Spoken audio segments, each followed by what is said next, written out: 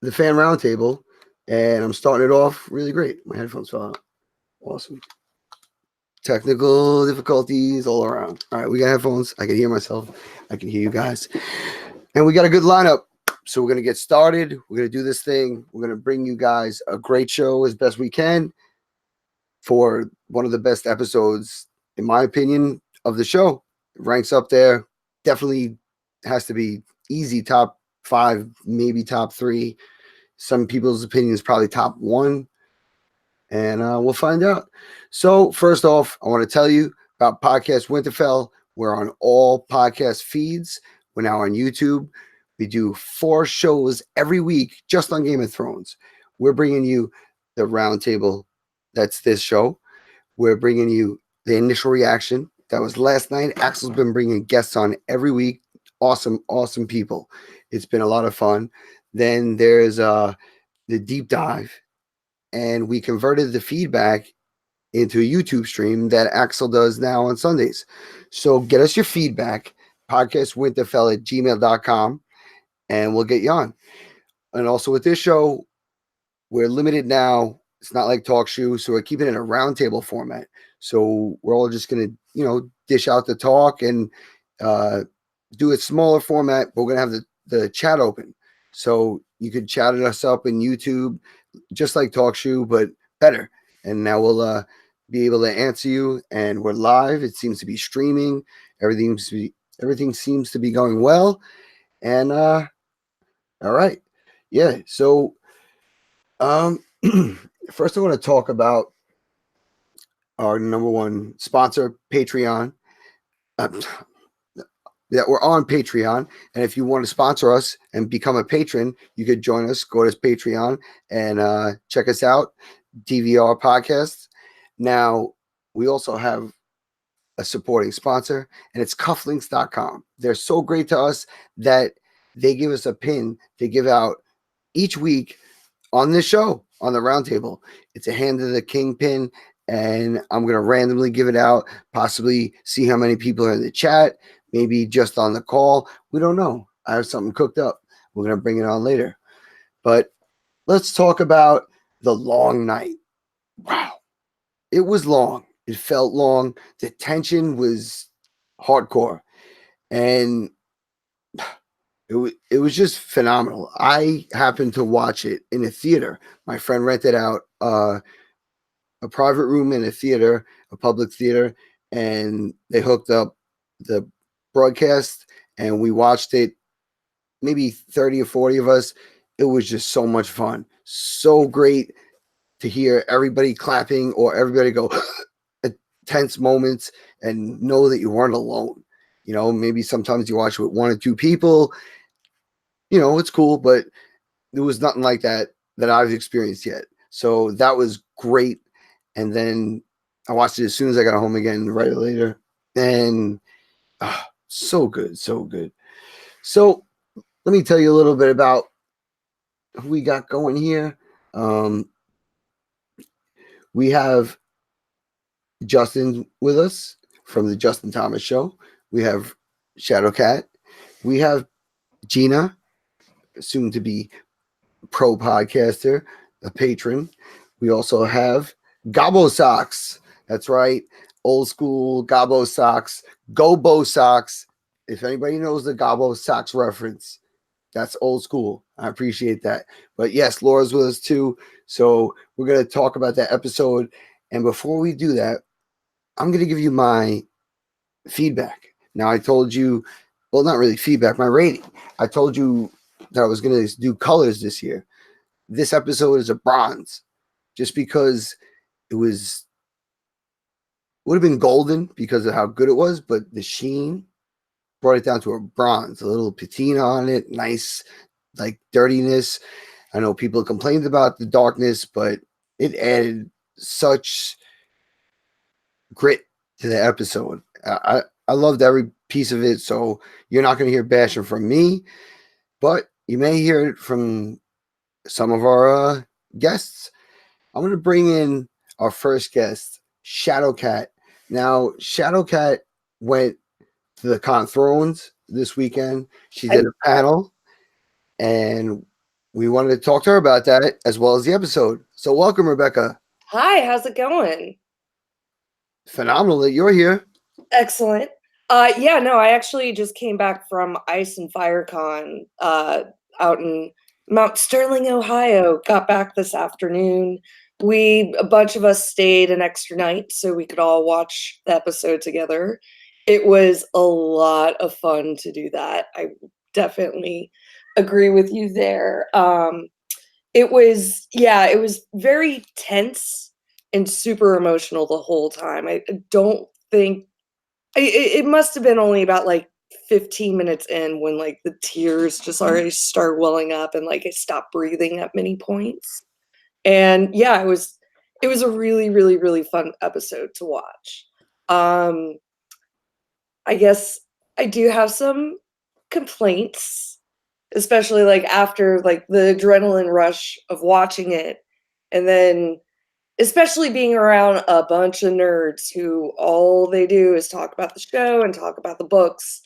That's when, we start kind of nitpicking at it. There were some storylines we weren't 100% happy with how the show is wrapping them up, but I'm still like I'm reserving a lot of judgment for the next few episodes before I actually say this was a horrible episode or it was a great episode. All right, that's fair. So as of now, what would you rate it?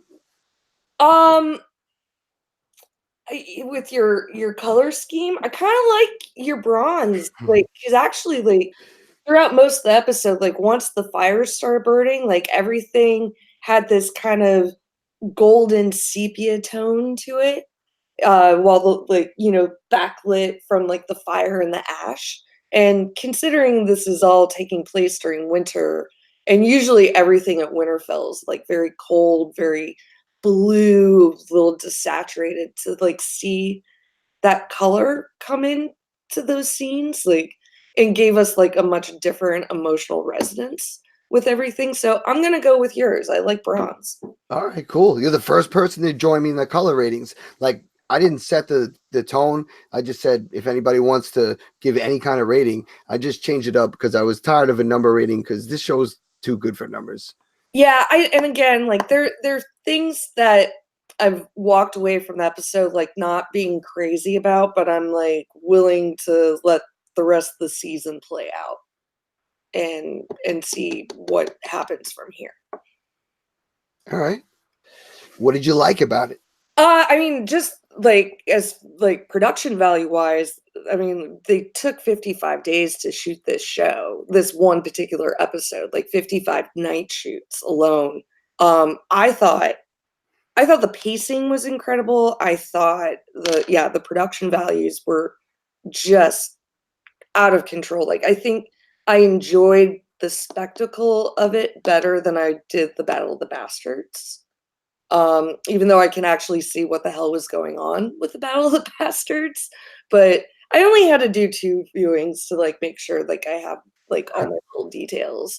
Yeah, and went back and forth. Like, it was like in one sense it was like a classic like zombie horror film, and then it was also like a classic battle film, and then there were some okay like personal character development, like, but I think overall that was like a hard thing for them to try to accomplish in this episode, with so much dramatic action taking place in the background. So, but yeah, that would be like my the lack of some character movement kind of bothered me in certain. So, but yeah, that would be like my the Whoa, yeah. little feedback there.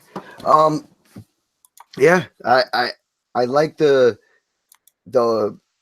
like you said, how we didn't see part of the battle. I like that mystery part of it. Like, it was too big to watch that slaughter, but seeing the Dothraki fire slowly go out, and you hear these guys that we've known to just rage out and make these wild sounds while they're fighting, and not hear that. That was so eerie. Mm-hmm. Yeah, no, that was beautiful, and it was like the first big like, oh, F moment. Like, well, both, like, you know, when Melisandre comes out and like lights their swords, and it's like I just literally watched like the behind the scenes piece right before I logged in, and like they said, it was like this was a beacon of hope, and then all of a sudden that beacon of hope is gone. Like, and having it happen at such a distance. I have a theory that they went ahead and it's like, all right, let's get all the Dothraki out of the way so we don't have to deal with so many horses during all the fight scenes. Like, I think there's some practicality about it. Huh. So, but yeah, it was great, and it was scary as hell. Yeah, I agree. I was like sitting like this half the time, and since it was a theater, I had someone next to me. My cousin actually came, and I'm holding my drink, and I'm like squeezing it. I go, man, if Arya dies, I'm leaving. I'm mad. And it just Davos changed gears. I loved it. I loved it. Yeah. What else? Like that scene of Arya in the library, that was pretty intense too. And where it goes like, hard, lots of action, lots of fighting, and then to like these really quiet scenes. Again, I already said, it's like these like classic zombie horror films mixed in with a little bit of like newer zombie horror, because zombies, when George wrote initially was writing about the others and the whites, like his inspiration was very much Night of the Living Dead. It was that slow moving zombie kind of thing. But since the show's been, or since he's been writing the books, like zombie films, that genre has kind of changed a little bit, and it's in the show now, which is, I think, really cool. Yeah, I like that. It for me, I'm not a zombie guy, but this show just like slowly brought all that magic and stuff to me where I can buy it, and I love it, enough to be nuts about the show and do podcasts for 5 years and plus, and how we all do. But yeah, it's just phenomenal. Cool. I like that. I like that. And let's bring somebody else on. We'll talk a little bit and dish out some more stuff. I want to bring Justin on. He's from the Justin Thomas Show. You guys might have watched it just before this show started. And he's a YouTube sensation. He has just great analysis of this show and so many other shows. He breaks down TV in a great way. And it's the first time I've got to chat with him on air. And he's usually, he's had Axel on. He's been on with Axel. And I'm glad to welcome on. Justin, welcome. Thank you. Yeah, it's Justin Thomas from Top Shelf Fandom. I did a brand change once I realized that, the algorithm just had a golfer pop up every single time. But yeah, no, it's nice. Axel dropped me off with the family and friends, and I got a lot of respect for the podcasters and the people that have been in this game for a long time, and consider it an honor to be talking with you guys. And yeah, I definitely, I think that a few things reign true for me there from both of you. I, for one, just to give some context, am not somebody that's huge on high fantasy, magic, or horror. So this is the part of our story where we're at our high fantasy peak. We're introduced to this story in our prologue.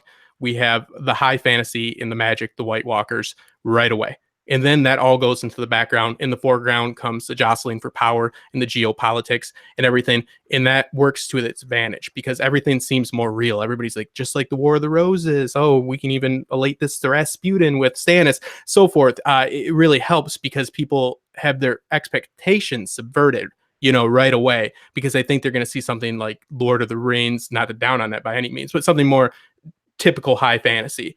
But it sticks in the background. Now it's time for it to come to the foreground. I am not somebody that gets too much into the magical aspects, but I thought this was really well done. I thought that, like you had spoke about Rebecca had spoke about the, like character moments. I think that for what this battle was, we had to have those lulls and have those character moments, if that makes sense, because we're dealing with a fight against the dead. And it sounds like simple enough. Nobody wants to die. That's your motivation, right? But really, in storytelling, we think about it, we're not thinking about, oh, we hope they get Winterfell back, or we hope they beat the Boltons, or you don't have that dynamic like with Blackwater, where it's you don't even know who you're rooting for. So the battle kind of speaks for itself with like Blackwater. With this, you do need those character moments to drive you through, because then all you have to rely on, if you don't have those, is who's going to die and who isn't going to die. And it becomes just this mash of just like pure horror. But I think it pulls it off brilliantly. Lighting is always an issue. I guess candles are just a luxury for the Night's Watch. They're a luxury for, the directors for the lighting. But I did think for the Long Night and where this battle took place that the lighting was a lot better than, say, the Battle for the Wall. But yeah, I really thought that there's some nice character moments. We had some arcs that were, we got some resolution with the Mountain and Arya. A lot of things came to fruition in between this epic battle. And I like a lot about it. I don't like how they got to some of the places, but I really think that this was a great end cap to the high fantasy aspect of this story, because when it comes down to it, they killed the monsters, right? But now they have to go back to dealing with the monsters that they themselves are, the monsters within, the monster that inside with the living, and also the divide within them. I made the point earlier, I believe that they are far more divided now than they were going into this. So I think it's great. I like talking with people like you about it and meeting new people. I wish I could watch it in an atmosphere like a movie theater. That'd be really cool. I always find it fascinating, my last point, that people are so stuck on who Azor Ahai is and so forth. And I find that to be just a little bit crazy, because I feel they're like Stannis burning Shireen and they're still looking in the flames. I think it's a story about the folly of that type of behavior. And I like to look at how we can apply like these prophecies to these events, but prophecy will never be literally fulfilled in this story. That's kind of the take. So it's crazy to me that people are still trying to figure out how Arya is Azor Ahai, but I think it's fun too. It sparks conversation and debate. And I thought that it's really interesting. It was an interesting choice to have Arya jump in there and kill the Night King and be like, done. Yeah. Now we got to deal with ourselves again. Have fun. So we always get some kind of craziness with the show, like that catches us off guard from, the start with the first episode, a guy getting his head chopped off for abandoning the wall. And it just always some weird consequence that another show wouldn't do. And to do the thing, Arya killing him right away, getting to it, getting back to the people, like you said, it makes sense, especially after talking about it. I was doing the rewatch with like similar pace with Axel right before the season started, and we were texting back and forth. At one point I said, I'm pretty sure the moral of this story is that humans fuck everything up. We screw everything up. And it's kind of like that now. Like, all right, we really fought the bad shit, but now let's see how the simple shit that should be simple, we can complicate. Well, not us, but they can complicate as people. And that's the part that's going to be kind of fun to see how they fucking up more. Or who has power now? Yeah, who has power now? It's that old adage that Varys says, and I'm sorry, but I just love where you're going. It's that the priest, the rich man, and the king in the sellsword. Who's the sellsword? I think that from a good question is, after this battle, who has the people's love? Because the power lies within the people, who they choose to give it to. And I find that to be very, very interesting. And like you said, the first scene, we see a guy telling the truth to the beloved Starks, and they chop his head off, and we're like, yay, we love you, Starks, being so honorable in your, messed up society. So yeah, I think it's a lot about good intentions don't always result in, good results. Very reductive there, but you know what I'm saying. Yeah, but I loved it. I really wish that I would have seen this episode with a large group of people. I think this would be a really fun one, but I don't know your color scheme rating system. I'm sorry. So I will just say that I will rate the battles separately, because I just think they're a whole nother animal. And this is right above Blackwater and right below Battle of the Bastards for me. In taking the consideration that my high fantasy and magic is low on my list of like things I look for in story. So, this really knocked it out of the park when you consider that for me. So just some context. Yeah. For my lofty ideals, like just to say. I agree. Like to a point, some shows the magic is so ridiculous, but the way they slow fed it, and I'm looking in the chat, and Sheen and Cardinal Doomsday, they're agreeing. They're saying like it crossed genres. It brought so many pieces of like high fantasy that I wouldn't have probably tuned to unless like now that I'm introduced to it after so long, and it got to a point where it's like coming together, where it's really crazy. Like when I start to think of it, in the beginning, it was so much more relatable about the politics, the people, how things were building, and now it's so much magic, so many things that I think are impossible to get answers, and that's something people are going to have to give up.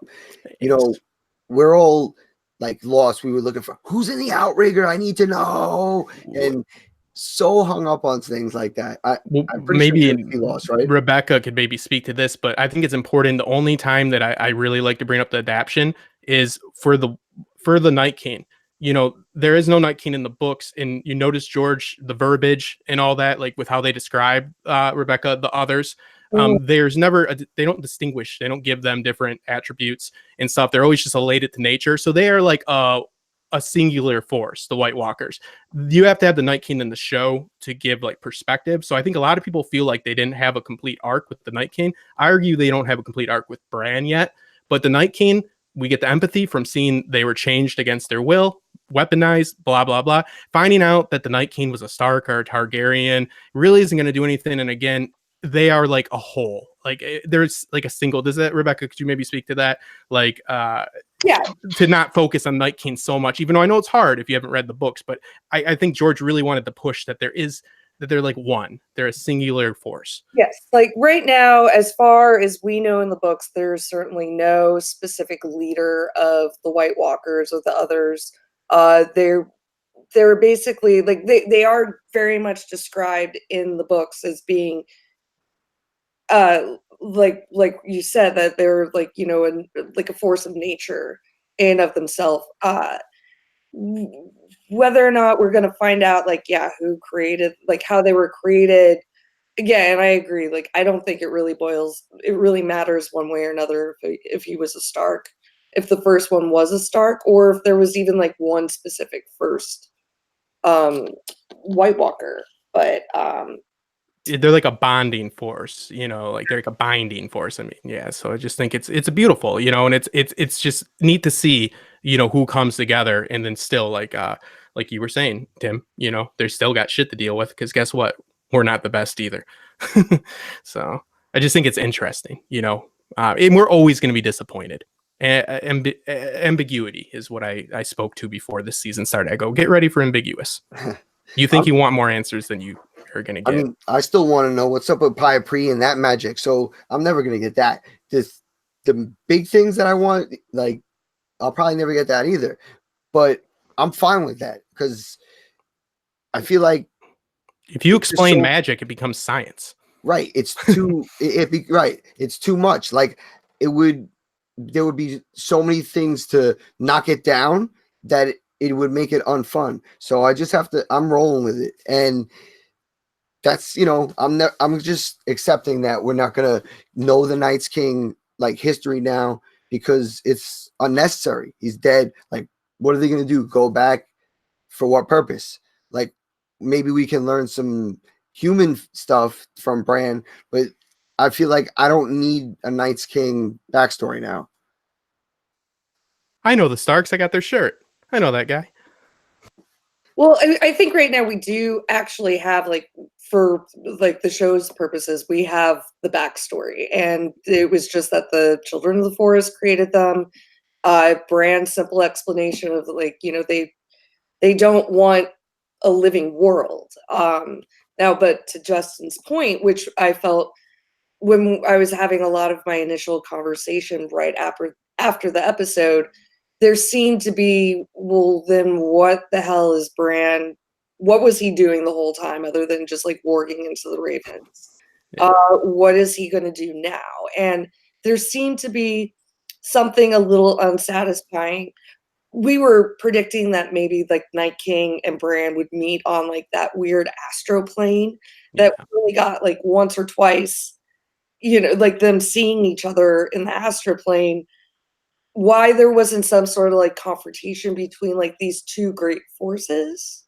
He was just bait, and he told Jon about the parentage. That's what he brought back. Tell me why Bloodraven couldn't have been bait. That's where I find the fault, because the empathy comes from the point they were created against their will. That's where we should. That's enough.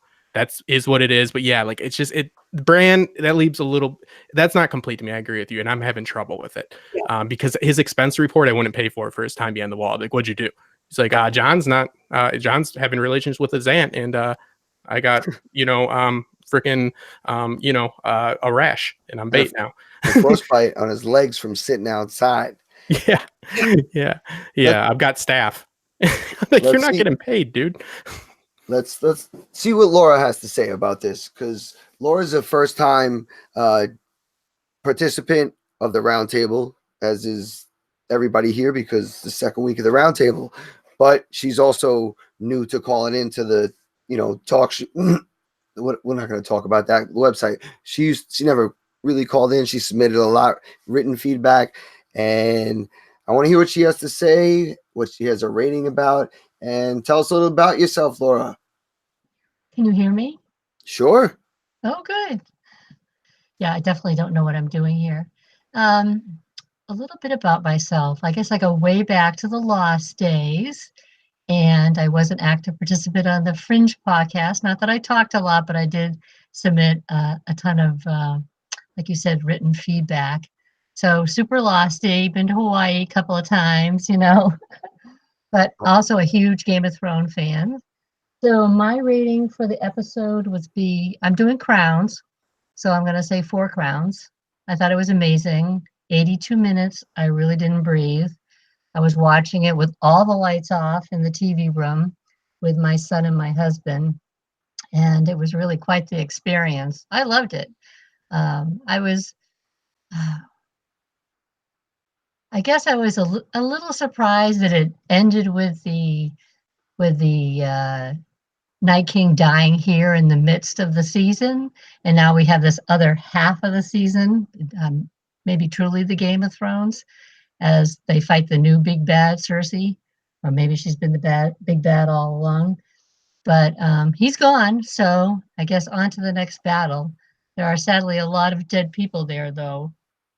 So I'm wondering, you guys, what you think about like Yara. I think she's a fantastic character, and now she's, off to the sidelines. What she's going to do to come back and change up the game in the next battle?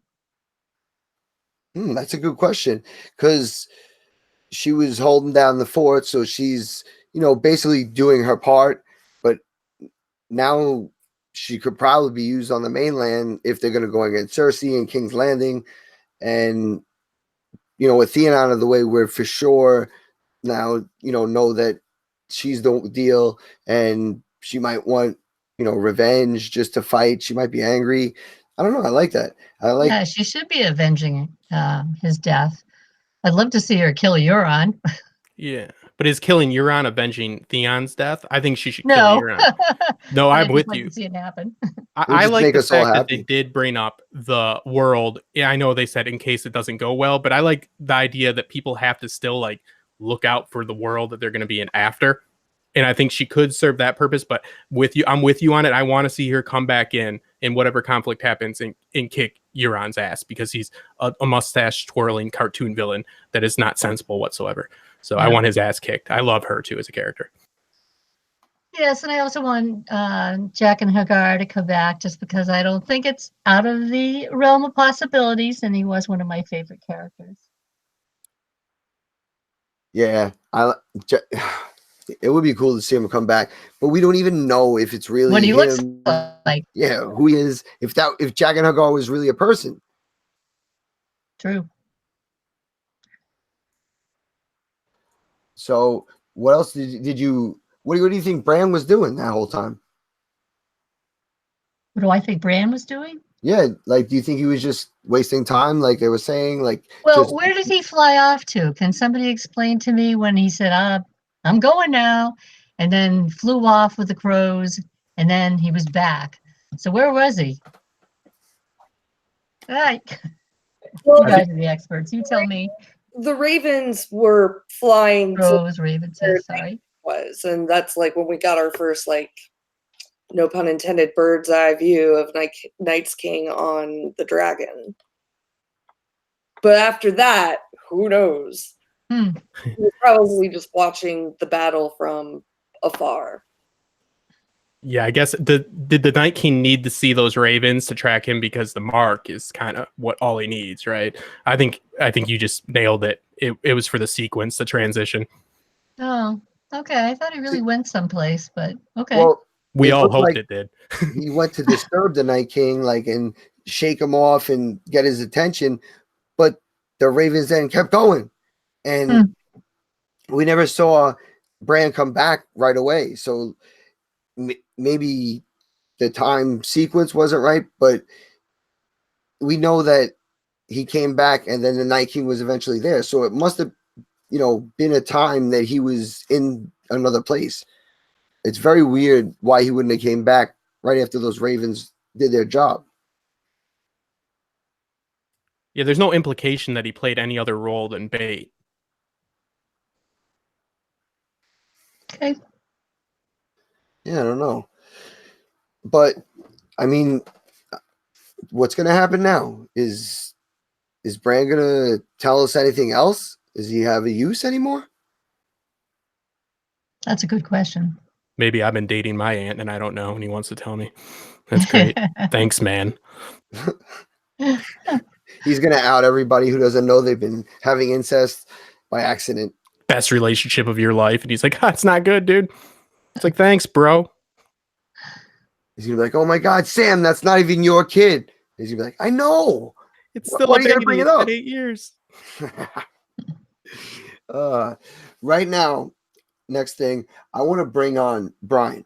Brian lives in Japan. He's a patron. He's been a long time contributor via email, tweets, everything like that. He's never been on. He never called in, and he's calling in now. He's with us, and he sent me some awesome feedback last week that made my whole week. And then he sent a great email now that he's been waiting so long to get invited on, and he's here. I'm going to ask him for a rating. I'm going to ask him how he's doing, and tell us what you think. Brian, welcome. Hey, how you doing? Can you hear me all right? Yeah, I can Good. hear you great. Yeah. Okay, good. Yeah, I have. You're right. I've been waiting for 7 years, man, to call in, but I'm always at work during this call-in. So this is the first time I've had a chance, and we can thank the Emperor passing on his reign to the next Emperor here in Japan for that. We got a holiday here, so Excellent. rating. Okay, I'm going to use your Crayola Crayon rating. Now I have often said that nothing says action better than orange, and this was an episode full of action, so I'm going with an outrageous orange. Right on. That's my color. But I'm also a teacher, so maybe something more relatable to people. I would give this episode a B+ in a grade rating.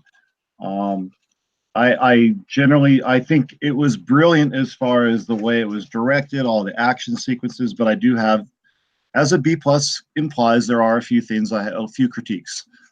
But I don't want to get into those right yet. All right. So get into the good stuff. Okay, so first I want to actually address something that, I think it's only fitting for this particular podcast where, Matt started this way back when, and it was kind of, even with Lost, it was kind of music focused. I want to start on the music and the sound and just the audio of this episode, because I'm kind of a sound person. Like, I love music. And when I rewatched this last night in the dark when it was totally quiet, I was just blown away by the amazing sound effects, and just the way they use sound and silence in this episode was really awesome. And I think it's easy in an episode like this to get caught up in the visuals, but the audio is just as important. And I'll start with an example. So everybody talked about, and I mean, it was a great visual, was that torch, the scene at the start when the Dothraki were charging and they had all the lights, you know, their swords are all lit up. Well, we could see that, and that was awesome. And the first time I watched it, I noticed the visuals, but when I watched it again, I noticed, you know, the Dothraki screamers. That's a phrase we hear in the show, and you hear them screaming and screaming, right?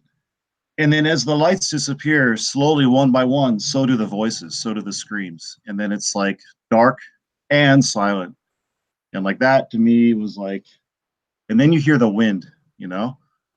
And the wind throughout this episode was just like, when everybody rewatches this, please re-listen to it because the wind is such a strong element in this episode. You know, it's amazing. So that's kind of the first thing. I mean, I have all these examples of just like the Arya horror movie scene, which is what I refer to it as, where she's walking through that. I don't know what it was. Was that like a library or like Ned's study? I don't know, but you know, there was like a fire in the background that's like, you can hear that. There's no music. It's totally silent. You can hear that, and you can hear the fire crackling. And then you hear like the dragging of the blade on the floor. You hear like the punching into the brick, like right, the punching into the brick, right? You hear the shuffling of the zombie feet, you know? And yeah, I call that the Arya's Assassin's Creed scene. Yeah, I like That's what you're great. saying. The Yeah, elements that's are great. true to the book as well. They're always the wind with them. I love what you're saying. That's beautiful. Also, Yeah, and importantly for Arya, having like the sound be so much of what's driving her throughout that scene, it's the what Sirius taught her from the very beginning. You know, yeah. that listen and to look and like Good point. yeah, when you take Yeah, away like all those other elements yeah, and yeah. you're seeing, you know, why Yeah, she was blinded for a reason, you know? That's a great point. Yeah. Yeah, They She had always to learn to utilize rely on that score sound. really well. They give you almost- hope in times that you may not have hope, and they give you, like in the Battle of the Bastards, right before John's about to get run over, you know, they're playing music that would suggest he's actually going to die. I love what you're picking up on here. They utilize that score better than anybody, in my opinion. Oh yeah. I mean, the score itself is like, I think I'm gonna leave that to Matt because Matt does that better than anybody as far as like breaking down the music. But yeah, it's just I mean this throughout, and then like another one was like when they light the torch scene. They cut to Grey Worm, kind of a close up, and like all of a sudden the sound they put you inside his helmet, and you can hear his breathing, and you just feel the kind of claustrophobia of that, and like just how intense it is. And you know, it's like we look at actors and we talk about their facial expressions and stuff, and their lines that they deliver, but like just the way the guy breathes in that scene is amazing. You know, like it really brings it all home that like he is completely full of adrenaline and freaked out. And like, I don't know, I'm not an actor, so I don't know how you bring that out in your performance. And I hope they didn't make him do that scene like 20 times because he probably would have been like totally out of breath, you know, like probably kill the guy. But you know, it's just there's so much to appreciate on kind of the technical level for this episode, and like that's what I focus on when I rewatched it. Because for me, like I'm not really like I think I might have mentioned this in a tweet, but like I knew this episode wouldn't be my kind of episode. But due to the timing of my life, this is the only time I can call in. Last week's episode is more my kind of episode. I'm more into the dialogue and the intrigue and that. The action and the battles are kind of not really my thing, but I still can appreciate a really well done battle scene. And I mean, this was probably the longest battle scene I've ever seen. I don't know. Longest in cinematic history. Yeah, Is that anyone right? besides people in actual war. Right. You know, this is the longest one on screen. Yeah. It's amazing how many people aren't into, like I am. I'm surprised. I love that I see other people that aren't into these magical battles. How this brings us all together. That's nice. Yeah, Right. and what's cool, like you're probably gonna get what you want now. You're gonna get, I would think maybe half a battle with Cersei's army, and it's gonna be a lot more politics and a lot more dialogue, and we'll see plotting. But which we is might not. We might see the planet blow up. You know, who knows? No, I mean, I think, yeah, we got 3 episodes. And like one thing I've been hearing from varying podcasts is people are like, oh, we don't have time. We don't have time. And I'm like, I did a kind of episode, how much time we have left. Oh, yeah, there you go. How much time we have left. And it's like, you know, there are basically a movie, like there's like almost 4 hours left. That's like 2 full-length movies, That's a lot of material. And after what we've seen from this show, like they're so economical about how they get stuff in. There's a lot of time for a lot of stuff to happen. So I'm not even at all worried about them not getting in the stuff that I want. So, and also one more thing I'll say about like just critique in general, like I've always kind of held my tongue until seasons are over, because a lot of times like you'll see something, you'll be like, that doesn't make sense in the moment. And at the end of the episode, you'll be like, yeah, that didn't quite work or whatever. But then when the season ends, it kind of, you wrap it all up and you're like, now I see why they did that. So, when the season's over, I'll be more willing to be kind of like, all right, this didn't work or this could have been done better. But, I'm just appreciating the ride right now because it's been a great ride. So, yeah, that's why, even with the podcast, we constantly have to change it. You can't stick to a rating, and because the show evolves, and something that might have sucked 3 episodes ago becomes so important. And when you put it all together at the end of the season, got to do a recap episode because everything changes. And right, especially with this show, I mean, I was going to say, so many ups and downs. And this episode was like, it should have been called The Long Night of Anxiety, like, because it was just up, and sponsored by Xanax. Yeah, come down a little bit, and you're like, boom, right back up. It was a terrible roller coaster. Like, I hate roller coasters, and this was. It's funny. Worse. It's funny. There's that scene in like I think about 20 minutes in where they go to the crypts and like Tyrion and Sansa exchange a glance, and like Tyrion just like takes a drink, and I was watching that at like 10:20 a.m. and I took a drink too because I was like, I'm like, all right, I understand Tyrion, man. This is too much. The facial like fright on everyone. I mean, you mentioned the Grey Worm thing. That was good, but he never looked scared. Like the you're hearing of his breath, but his facial expressions, everybody was so frightened. All these people that are so tough, I kind of expected the Hound to be scared of the fire, but it didn't seem like he was scared of the fire. He was scared of the death of the whites. Yeah. And that scared me when those guys get scared. Yeah, no doubt. So I want to change one more big point I want to make before and you can go to someone else if you'd like. So like one of my favorite metaphors for the White Walkers and the Night King has been that it's kind of a metaphor for climate change. And I'm kind of a nature person, like I love nature and stuff. So one of the things I noticed in this episode was like how the army of the dead were presented like natural forces. And like, okay, for example, I got a few examples, but like, so at the very start when they meet the Dothraki, they get out there and there's like, they kind of like, they hear like this rumbling and it sounds like an earthquake, the start of an earthquake. I don't know if you've ever been there an earthquake, but the start of an earthquake, you can kind of hear it start. Like I live in Japan, I've lived in California, I've been through like a lot of earthquakes. So you kind of hear it before you actually feel it. And that's how it sounded. And then all of a sudden it's like the hordes just like swarm over the Dothraki. And it reminded me of like what I imagine it would be like to be in front of a tsunami. It's like, no matter how strong you think you are, this is a force of nature. Like there's nothing you can do. The Dothraki were badass. Like they were a great fighting force. They had swords on fire. Total courage, but they were facing a tsunami, man. There's nothing you can do in that situation, and so that throughout, I mean, there's another one. The other example I had, I mean, I mentioned the wind, but the other one was like late in the episode when Jon was like that whole scene with Jon going through the castle trying to get to Bran. That was awesome.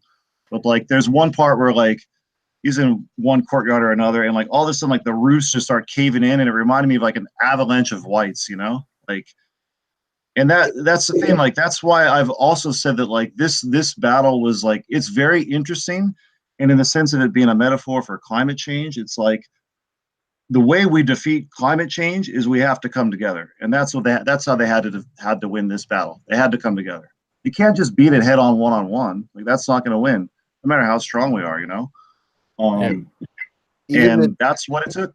The defenses that I thought were going to be phenomenal, the dragon glass on the wall, they seemed like irrelevant almost, like because they would just get one guy jammed in there, climb right over him, and it really was like totally different than what I expected. I thought it was going to be so flawless. They'd just be boom, boom, boom, boom, dropping, but no, there's too many of them, And I mean, even in the last scene when like, I don't know if you noticed it, but they kind of do a fadeaway shot as like after Arya stabs the Night King, they do kind of an overhead shot, and you still see like that. It's a really cool scene. You still see like there's like still masses of the dead just like pouring in, and it's like that's what a tsunami is, I mean, I was here in Japan in 2011 when that crazy tsunami hit, and like I watched a lot of those videos during that week, and it resonates with me a lot to see that kind of power. And it's like, you don't stand up in front of a tsunami, like that's you can try, but you'll be one of the dead, so I think that was really well done. But it speaks to kind of how the Night King and the White Walkers and all them, they don't have any character, and forces of nature, I mean, we can humanize them and personalize them, but they don't have any character, So the actual battle is, I think you guys were talking about earlier, is like the real battle is within ourselves, and we've seen that within our characters, and we'll see it coming up with Cersei, and we're going to see it in the next 3 episodes. And to me, that's when it's going to get like really good. So I'm really looking forward to that. We also feed that army because the ones they kill go to that army as well. So they're feeding the beast. And so, I like it's transformative over time. It was probably about nuclear warfare at first in 93, and it transforms perfectly to climate and all that. Who even knows? It works perfectly. I love it. Right. Yeah, it's amazing. Yeah. That's the thing about this whole, like, I mean, the credit to George, but I think also the showrunners too, like just the depth of this story. I mean, there's so many ways. Like I can spend hours talking and thinking about it. And like one of the things for me is like, living here in Japan, like I don't have anybody to talk to about this. I got like one friend. Nobody here watches it that I can talk to live. So I'm jealous of you, Tim, man, going to a movie theater and watching with people. That sounds like a blast, But enjoy that stuff. Enjoy it for me, Yeah, that I don't think that'll happen again. But when she booked it, I don't know, picked this episode, and it was perfect because she could have picked a premiere, and I don't know, it wouldn't have been as fun. This was good. No. But this was a good one to watch of a crowd of people. I can only imagine. Yeah. And what was cool is before the show started, I went on the Podcast Winterfell Facebook page and started a live video, and I just walked around questioning some people about things, and I had some prizes to give away. I gave away season 4 DVD set. I gave away a couple poster books from HBO and things. And my first question was, who is Shadowcat's favorite character? That's right. I had to give a hint that it was a dead Baratheon king, and it took 3 answers to get there, but finally someone won a Podcast Winterfell t-shirt. Nice. So, but yeah, that was fun. Yeah. That's good stuff. Yeah, dude, it's great to have you on. It's just, you said, I don't know why you were nervous for so long, but I'm so glad you're here now. And no, I'm not nervous. Not. I can talk. What do you teach, if you don't mind me asking? I teach English over here in junior high and elementary school. Oh, that's awesome, man.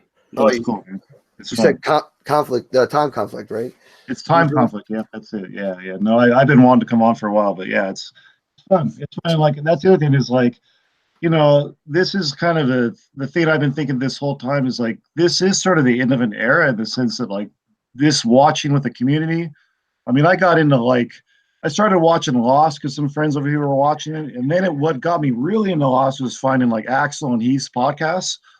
And then I was like really into it.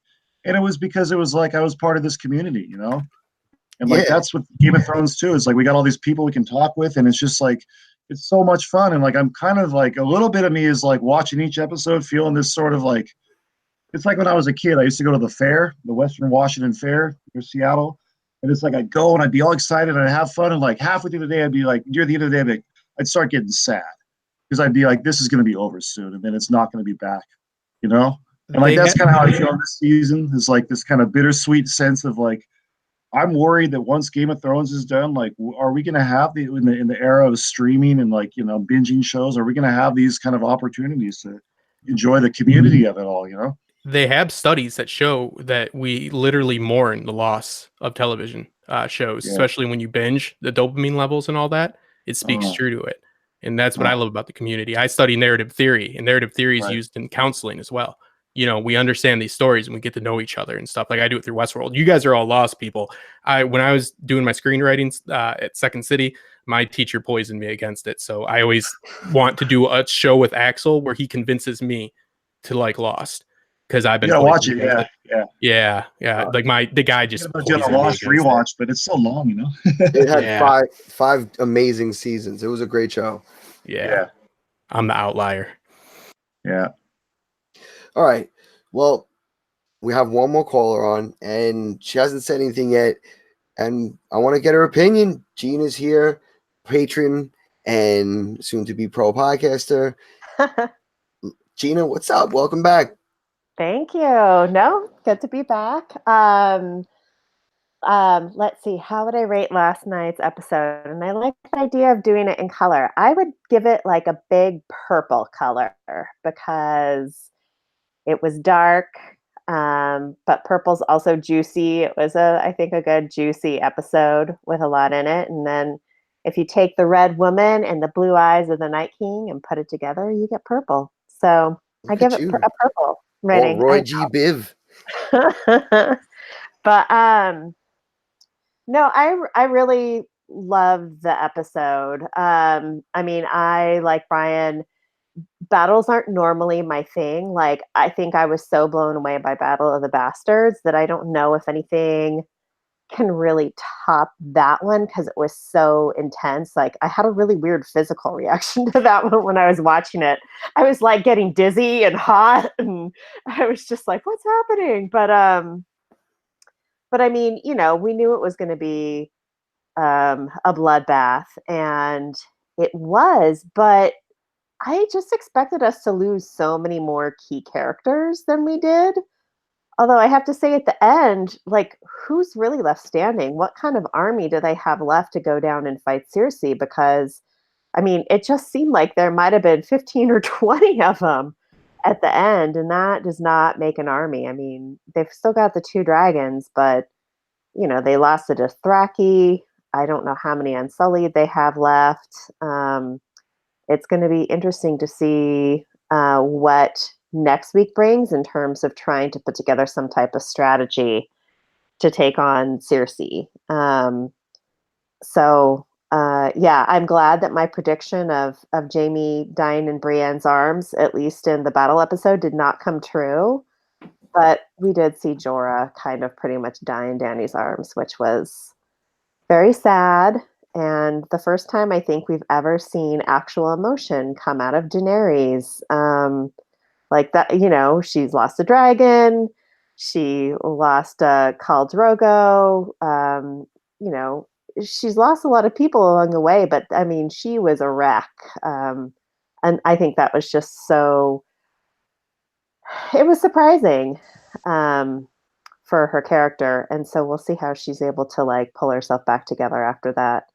And then I think there were just a lot of moments, like everyone talks about the battle, and like the lights of the Dothraki going out was chilling.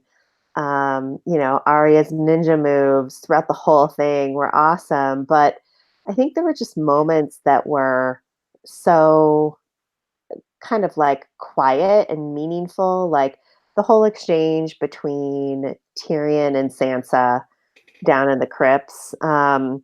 Even when, I think talking about, someone mentioned like people are kind of like fighting against themselves. It's, Sansa kind of came to this huge truth where she's like, there's nothing we can do. We are useless in this situation. And the only thing that we can do is embrace that truth, which I thought was pretty deep for her character of, thinking back to her in the first episode where she just wants to be the queen someday. It's she's really grown up in a very interesting way.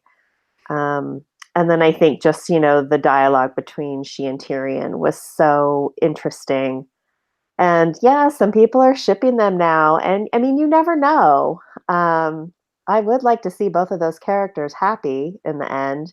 And we might actually get some happy endings now, that if the Night King's really defeated already, only halfway in, then it does leave some room for a hopeful, potentially happy ending at the end. But we'll see. And there are things we can't forget about, like Bronn on his way to kill Jaime and Tyrion.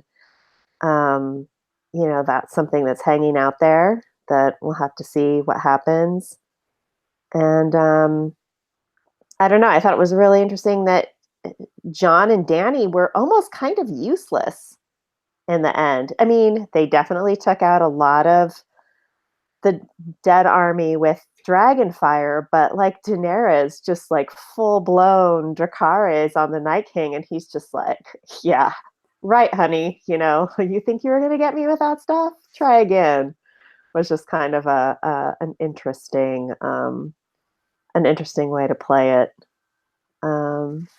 Yeah. Anyway. Awesome. Could I ask one quick question to you about your commentary on Tyrion and Sansa? Did you get any Cersei vibes from Sansa when they were at the Blackwater? Her taking a little bit from Cersei, not totally, but just the idea of it is what it is. Yeah, definitely. And I actually think in the very first episode, the way she said that line to Daenerys, "What do dragons eat anyway?" It was so Cersei. Like some people are like, "Oh, I hear, Lady Stark and her." And I was like, no, that was pure Cersei. I mean, she definitely took a lot of lessons from her. I think she's a little softer than Cersei is for sure. And I think the difference between the two of them is I think Sansa is wise enough to understand her limitations. And I don't think that Cersei really is. Self-preservation only from Cersei. Yeah, self-preservation. And I mean, and honestly, in some ways, Dany is somewhat similar in terms of, she rode into Winterfell so smug, and even when her scenes with Jon, she's like, keep your queen warm. It's all about this one thing. And I don't think she has taken any time to just kind of step back and understand what her limitations really are as a leader, especially as a leader that's now in a strange land. No connection. All their guns are pointed in the same way, but they're not pulling the trigger for the same reason. And she brought over two armies that now have pretty much been decimated. So who's really behind her other than her dragons? I would say Sansa holds more power than her in the north right now. Yes. Oh, yeah. Definitely. I mean, and that's not fair either, but it is what it is. She's doing the righteous thing, Dany, by going there and sacrificing her throne to go fight this war, but she's not connected to the people. The people aren't connected with her. Like, I mean, I'm sorry for talking. I like the idea that in Game of Thrones, when the handsome king and queen march in to save the day, they're not met with cheers. They're met with xenophobia, tribalism, and a whole bunch of jostling for power. That's Game of Thrones. Yeah. No, I mean, and it is interesting. And I think Dany saw some of that when Theon came. He said, yeah, my sister's back at, the Iron Islands, taking that back for you. But then he's like, Lady Sansa, I'm here to fight for you and for Winterfell. Yes. And I think, that was hopefully a big moment of realization for her. But, Dany is so singularly minded on reclaiming that throne, even to the point when Jon, this man she's supposed to be in love with, the second man that's ever, told me the truth. And she's like, it's like she flips like a switch. She's almost more Cersei-like in that, she's like, well, that means you have a claim to the Iron Throne. And, I don't even think John was necessarily thinking about that. It was more like, I'm sharing like what I found out with you. And, you've got your knickers in a twist because, it's going to get in the way of your plans. And I think that just shows a lot about her. And, it's kind of like, I think someone once said, when Cersei lost all her children, she kind of lost the rest of her humanity in a way. And, with the loss of Jorah, and now that Jon is in this strange way kind of a threat to her claim on the throne, what does this do to Dany's humanity? I mean, she lost 2 armies. A child, essentially, with 2 kids. Yeah.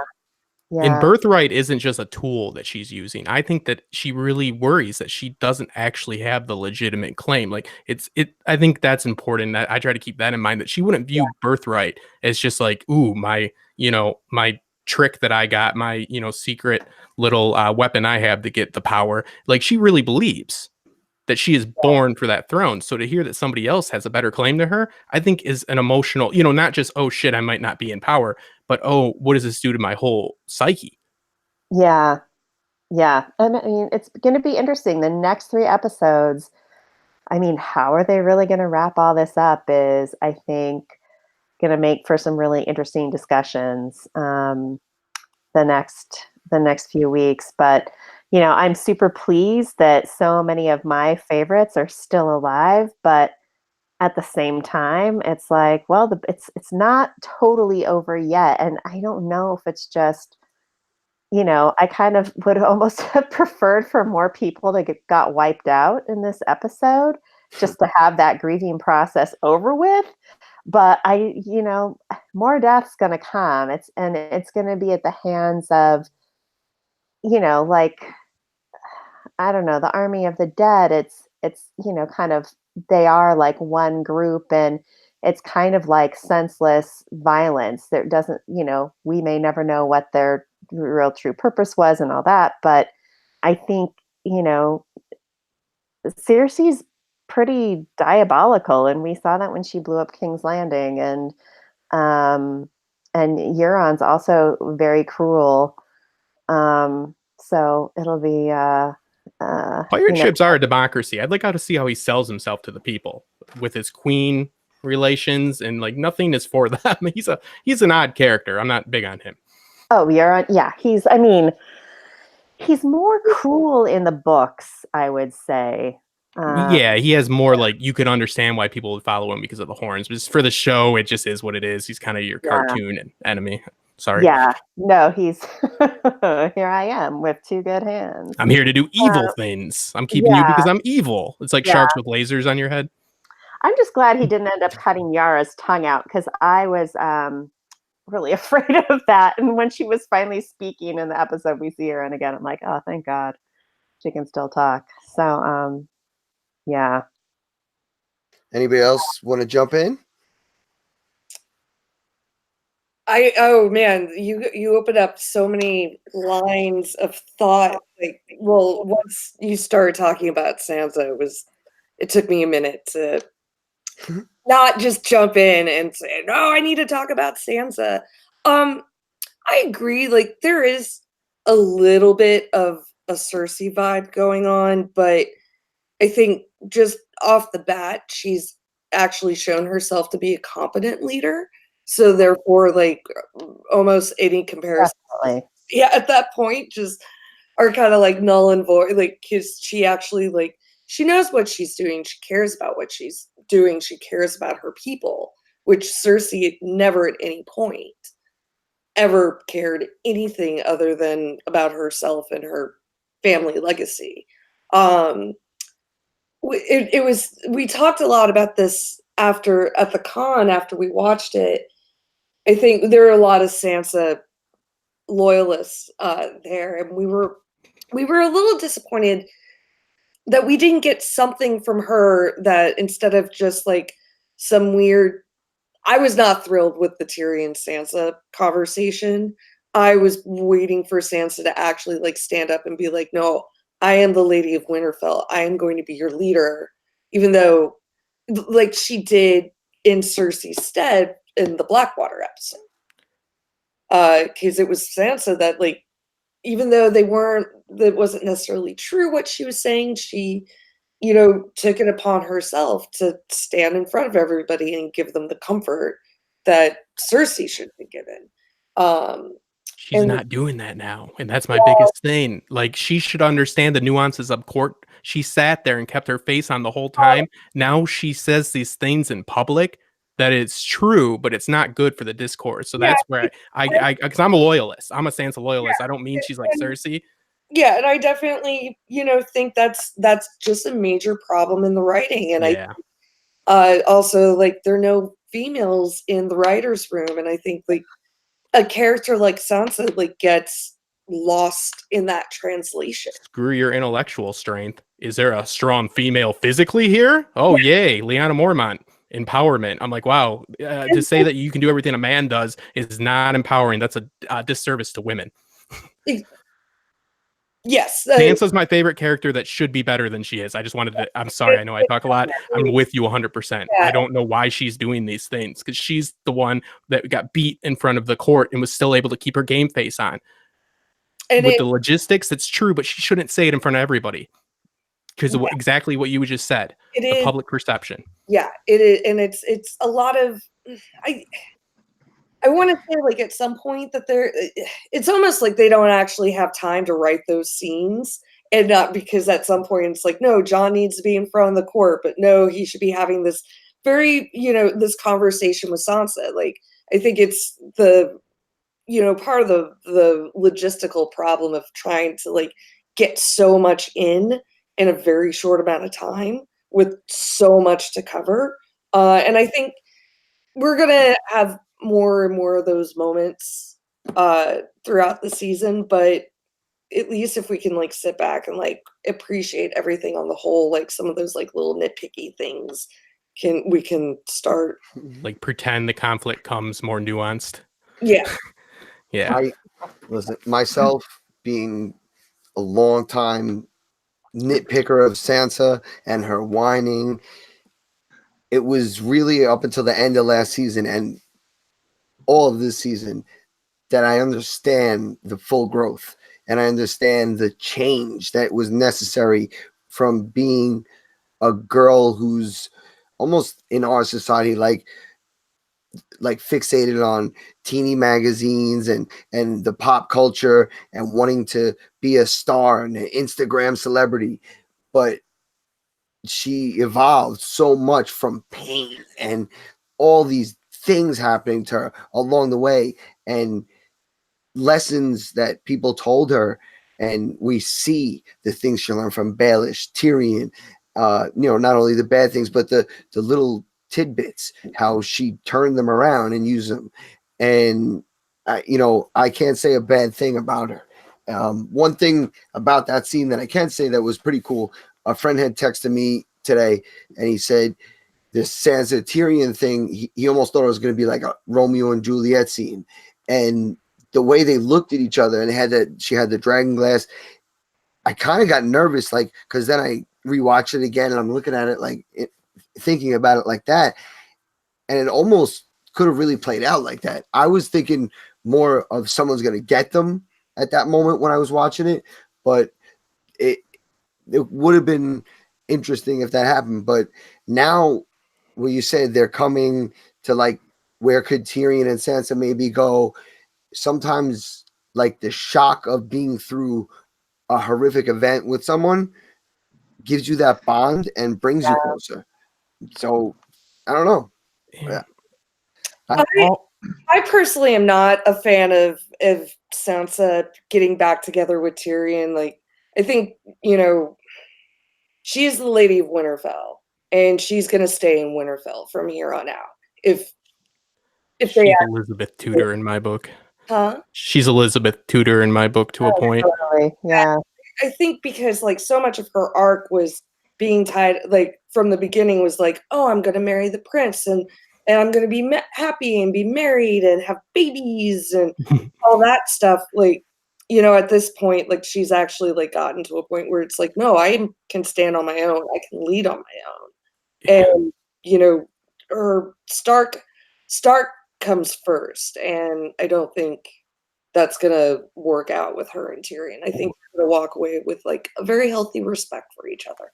Yeah, don't you think that it's important that the Starks are the ones that went off on their journeys? Because the Stark it's like the Starkness is like so solid. It's such a like solid, like pragmatic way to live, and they're so determined that they get chipped away at with all these different knowledge, all these different ways of doing things, and they adapt it, but they still have that Starkness at the core. So I think that's why we see the Starks go out, and we see them now come back with what they have absorbed. But I really just hate what they do with Sansa, because she can't utilize these skills because they need that conflict, and they don't have time to properly do it. Right. So it just really goes against. I'm sorry. I love interject something, you guys. Sansa, I mean, I agree with you that obviously there's certain times where they just sort of make things up for drama's sake, but all that this show has often showed, and one of the things I like about Game of Thrones so much, is that this show has often showed characters like Tyrion, who we know are very intelligent, still making mistakes. And like her speaking up when she was talking to Tyrion down in the crypt, and then Missandei interjecting like, well, that was a mistake, but that's human, like people make those sorts of mistakes. I mean, she's in the middle of a battle, she's looking death in the face like all of them. So I personally thought that was pretty good writing, that she would kind of, and maybe she thought nobody's listening to me, it's just me and Tyrion talking, and she kind of forgot there are other people around, so but the logistic things, right when they get there, she's bitching about the food. It's like, that's true, but do you think there'd be any positive outcome of that, to have that discourse on that council? Right. I'm with you in the crypts. I think the council scenes, I agree. Yeah. And last year too, a lot of the council scenes were kind of like, this stuff should have been discussed beforehand. And I think she would have, but again, like, I don't know how old she's supposed to be on the show. And like, that's another thing I've never been really clear on with this show, is like, because they don't have regular seasons like we do, when people say, oh, Arya is now 19 years old, it's like, well, what is 1 year in Westerosi time, But I don't know how old she is, but she's, she's a young adult in her young 20s, and she's grown a lot, but she's still, learning to be a leader. So I think she's going to make mistakes, So, absolutely. Yeah. So we talked a lot about so many things in this episode, and one thing we didn't really talk about was all the deaths. We had a lot of deaths, not too many tremendous characters, but important characters. And we have our friend Marcus coming on the show, and he's from Guess the Throne, and it's been a death pool that he's been running, and hopefully he can come on right now and give us some facts and breakdowns of who died, what the percentages are of who, how many people guessed which person would die, how many people are still alive in the pool. So Marcus, why don't you join us? Tell us a little bit about the pool and how it's going. Yeah, thanks for having me on. I'm Marcus. I am the creator of Guess the Throne. It's a Game of Thrones death pool that we actually had a good amount of people join. We finished up with around 44,000 users total. It was something cool that my buddy and we wanted to build something to give back to the community. So I'm really happy that it took off, and we've crunched some numbers. I'm very I was very happy with last night's episode in kind of a selfish way, because the first two episodes, as much as I loved them as a fan, I was kind of hoping for some like early deaths to just see how the death pool is going to do, and to get people more involved with it. But last night, we did have some deaths. So it was pretty interesting. Out of the 41,000 deaths, only 6% of the users have a perfect pool so far. So that is predicting all 4 character deaths correctly. And we have 3 bonus questions. So the first bonus question is who dies first? And a lot of people did have Barrett down. I do think there was definitely some like Greyjoy hate for the most part, because from the analytics side, and all of these analytics are posted on Guest the Throne. Like if you didn't create a death pool or anything, we don't require you to log in. You can go to guestthethrone.com and go to the analytics page. But a healthy majority of people predicted a Greyjoy to die first, either Euron, Yara, or Theon. And I thought that was pretty funny, considering that like Yara in like the first episode was like, "Hey, I'm gonna go sail back to the island. Theon, I'll talk to you later." So she was kind of out of it for the first one, and I had a feeling about Theon yesterday, just the way they had set it up and kind of his character progression overall. I think they did a really good job with Theon. I think he finally came back full circle. I mean, I think he's had multiple redeeming moments thus far. So I think his death was very well deserved. I'm happy they gave a lot of time to it. But it's been really fun running this so far. Getting everyone's enjoyed it so far. We haven't had any like technical hiccups or anything. That's always a plus. We had a couple the first week, and now we're on YouTube. No more hiccups, and we got you on. So it was perfect timing. We got some deaths, and we got you on. This is cool. How many people had Ed? A lot to first. What was your question? How many people picked Ed to die first? Let's see. He was one of the larger percentages. Let me find him here. 5,000. So 12% of all brackets or death pools had him dying first. Wow. Yeah, pick smart. Yeah. I guess I'm most curious on if we will have a perfect pool. So we ran the analytics, and with the 3 bonus questions, the odds of a perfect pool, if everyone has an equal weighting, is like 1 in a couple trillion. So I'm like, all right, well, if we have multiple perfect pools, we know this is leaked somewhere on the internet. That's crazy. I've got it pulled up here if you want. Oh, nice. But yeah, I mean, it's been pretty cool getting together. And Axel reached out to me.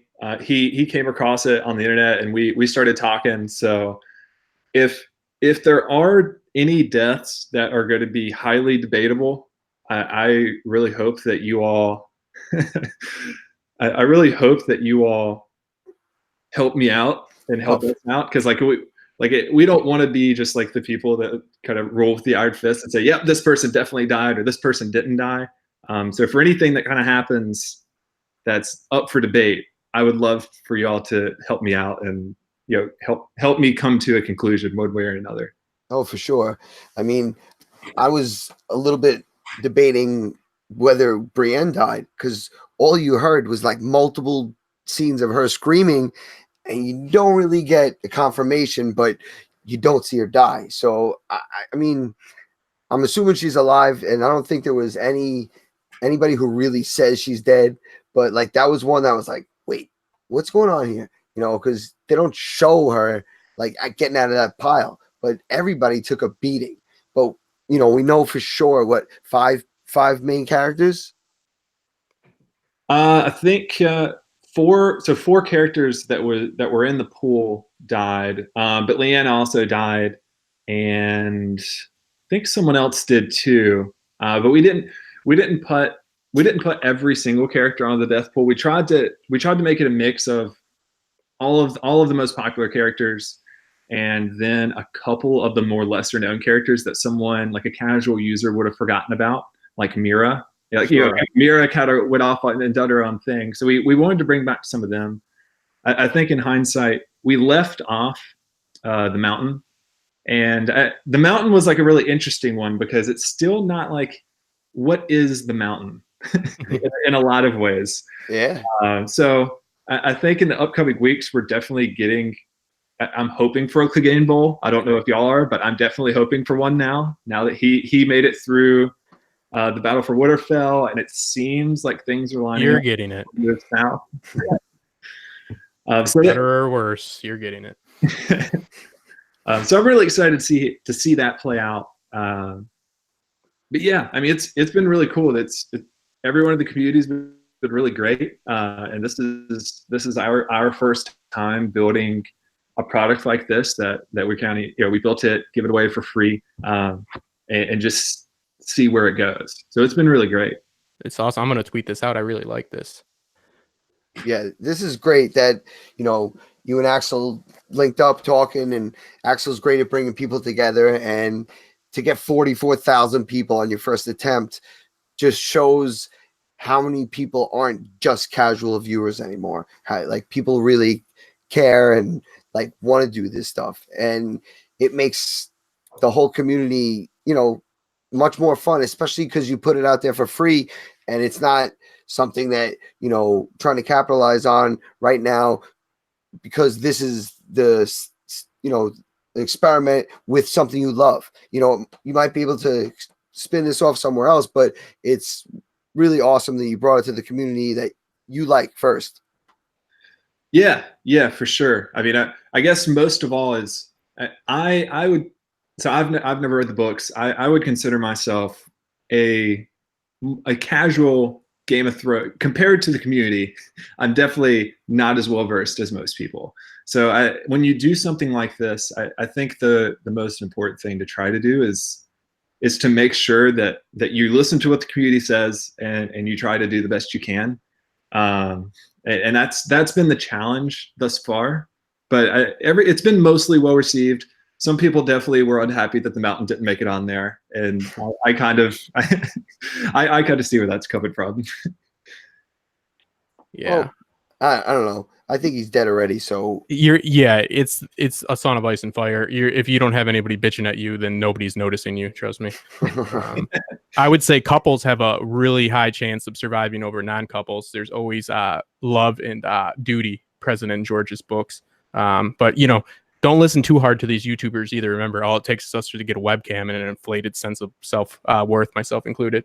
I like to think why these characters, like Brienne, I thought would die over Jaime because Jaime has more conflict with Cersei, right? You put your characters with their backs against the wall with the most amount of conflict. Brienne doesn't have any foibles with killing Cersei. So, I'd kill off. I'm going to take part of this. I'm going to share this.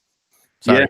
Yeah, I going into this week, I for sure thought Brienne was definitely getting axed this week. I mean, it seemed like last episode, her knighted. It kind of came full circle. She was knighted. Her and Jaime, I'm not sure what their relationship is. I'm not sure if they'll explain it more. But I mean, they definitely have a deep amount of caring for each other.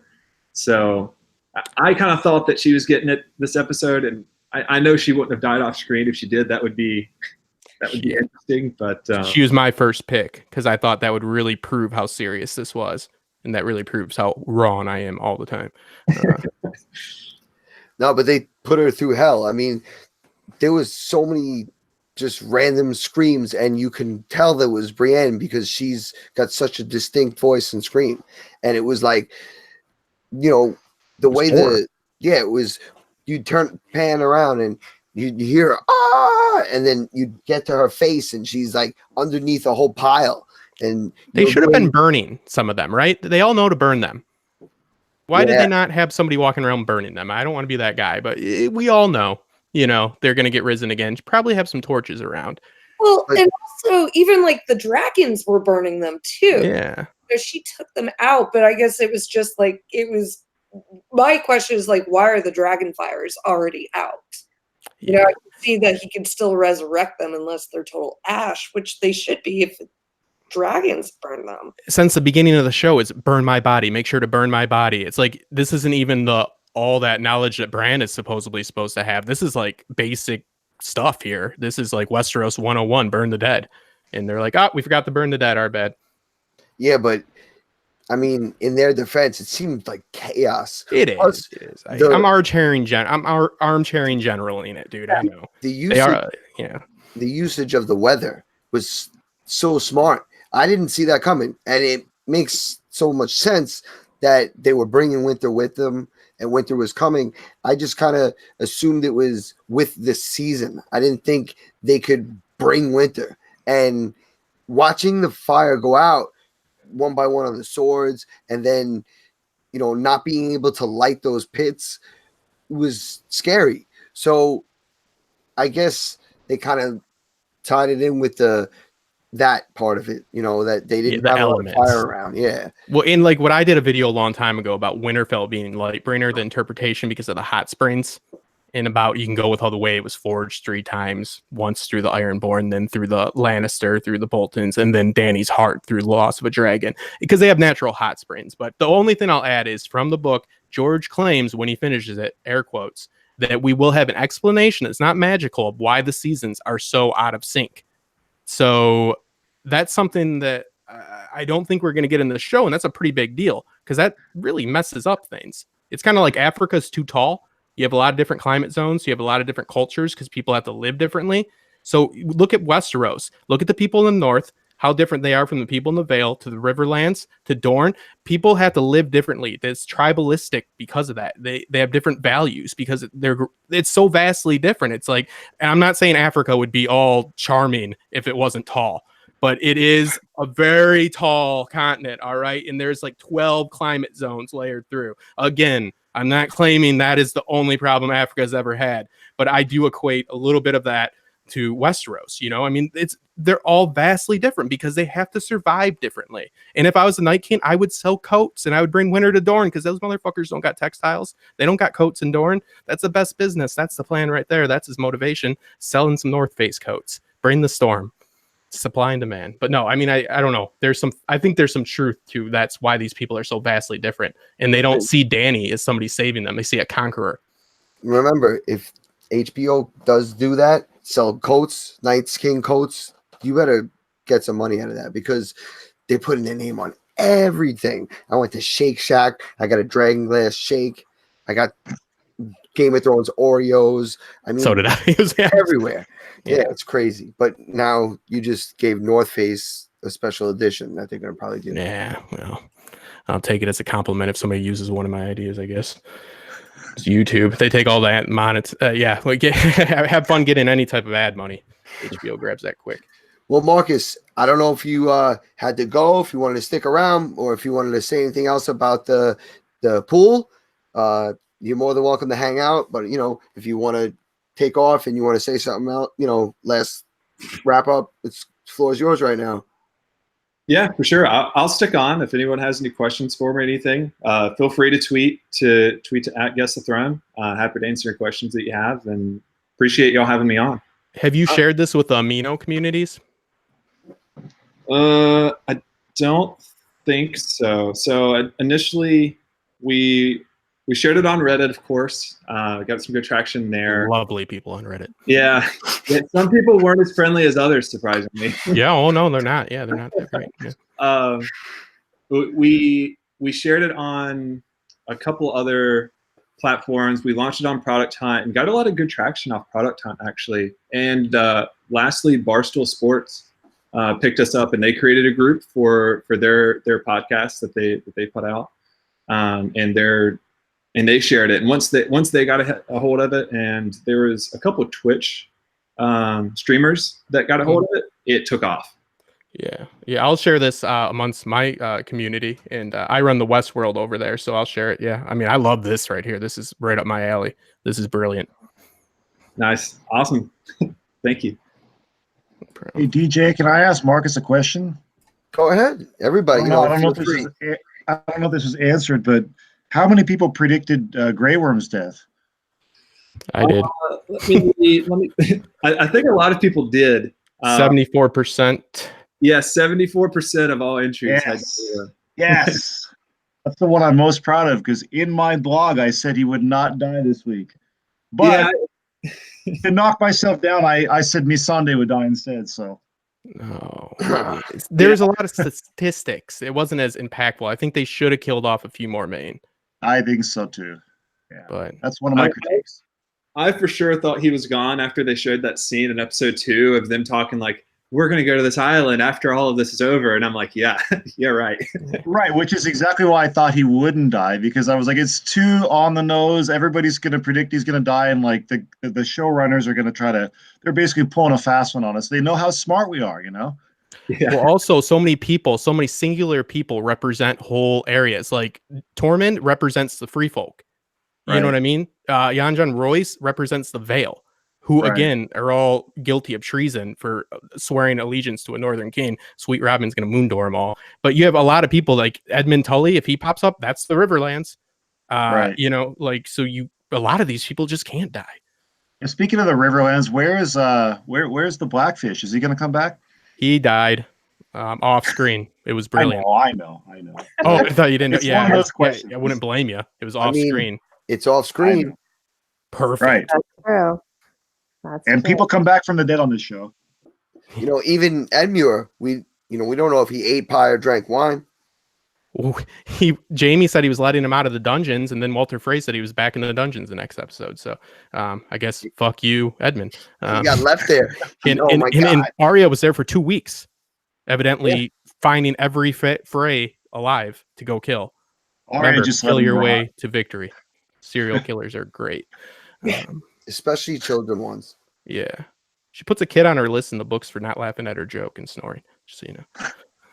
Not a great By the person. way, speaking of her list, is that thing still like active or is it done? Besides Cersei, is there She anything seems left? like she's letting it go. I think they're humanizing her a little bit, so I'm getting a little bit off my anti-Arya. Yeah. She's got to be a human again. Well, you know, she's experiencing the pleasures of teenage love now. Yes. Little human. She is. Uh, Yeah, Which I could see. I don't could know see if you- Storm's End going to their, you know, Gendry and her. I don't know if we've even talked about the Arya and the Hound interactions on this episode. Have we talked about that? No, I thought it like, was good that he it was overcame really his good. fear for her. That was a And, like, the- nice character moment. Like it was Arya, Beric, and the Hound, which we saw that last week, the three of them. And Arya had her interactions with Beric, so going back to what, season 2? 3. and, oh, he said he met her at Winterfell years ago before Okay. Ned sent Right. him away. Right. Yeah, she So, I also mean, was with them, the Brotherhood without banners, and they sold Gendry to the Red Woman. Right. She ran away. Plus, So that yeah, was cool that like when the Hound was having his moment of like just giving up, that like it was Beric that pointed out like, tell that like the Hound was he called Beric a whore, which I was like, man, that's not your usual swear word, but I won't say it on the podcast, but yeah, it was, he said tell that to her, because he said we're dying, we're all, death is coming, we're all gonna die, and he's like, tell that to her. And then when the Hound saw Arya still fighting, it was like that was what gave him motivation to keep going, which that was very cool. And to start, she shot the white behind him that was going to get him with the arrow. Right. So, which I missed on the live watch. I saw them the rewatch. I was like, whoa, I didn't notice that. So, which I wanted to point out, like, I've never watched this show live before. Like, living in Japan, I've always watched it like I won't say how I watch it, but I don't watch it live. I'm one of the 50 million that does it that way.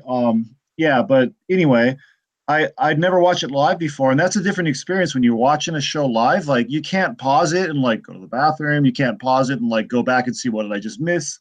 So I missed a lot of stuff live, and that kind of made me have a whole new perspective on like Axel and all these people doing the initial reactions. Or like they notice a lot of stuff, but sometimes I'll be listening and be like, come on, man, you missed that, and it's like, well, no, actually you watch it live. Of course you missed it, like now I get it more, but I totally missed her shooting that, there were other things that I missed too. When I rewatched it, I was like, wow, but it's a battle. So there's a lot of stuff going on. So you didn't see what everybody else saw. You didn't watch an explain video on YouTube so they could tell you about the television show. Yeah. I only slept like 3 hours last night, but I did have to sleep at some point. No, that's what I love. I was talking about that before. Like, I think YouTube is for like what this is, so we can talk about different dynamics and aspects of the show. Right. I hate the whole idea of let me explain Game of Thrones or Westworld to you, dummy. Yeah, because I watched a television show and so did you, but let me tell you what happened, dum dum. Right. It's a little pompous. That's why we have fun with the show. We do quote unquote theories, and they're always evolving and changing, and we just have fun with them. We don't ever revisit if we're right or wrong, and take credit. But I think it's fun to talk about it, and especially the community that we've developed over the years together, it's everybody's kind of in the same vein. There's, different walks of life. Yeah, like this. Some people like the breakdown and the scene by scene breakdown, but I feel like most of us probably have seen it at least twice, and nobody needs that again, and we just need to talk about it. So when Axel and Heath just kind of maybe block it off by area or timeline, just to talk, get a breakdown to talk about it, but there's no need for a recap. So this is a good format. To revisit. Yeah, just to revisit. It's cool too how like everybody brings their own perspective to it. Like Axel has like an experience in like, being kind of behind the camera, and he knows a lot about that side of things. Where Heath is like an actor, so he brings that side of things. So it's like I myself am a writer, so I bring more of I gotta look at it more from a narrative perspective. I mean, it's really interesting how everybody has their own little thing to contribute to it. So yeah, I failed at all those things, so I bring a little bit of terrible from all of those. I fail at screenwriting every day. I have a million unfinished screenplays. I did acting. I did like production work. So and now I'm on YouTube because I was like, well, that anybody can do that, which they can by webcam. And we have we have a brilliant editor in our group here, so everybody's got a little something from the either inside or just being a TV addict, like me. And speaking of great people, like I loved how Axel had Roberto on from a PodcastWinterfell. Like that's one of I listen to like 4 Game of Thrones podcasts, and like of course PodcastWinterfell is number 1, but a podcast has long been another one. And I love Roberto's take on things. And like one thing Roberto always does at the end is he's like, who won the week? Mm-hmm. And before we finish, I want to make sure I mention, I think who won the week was Cersei. Yeah, it's right. I think Cersei won.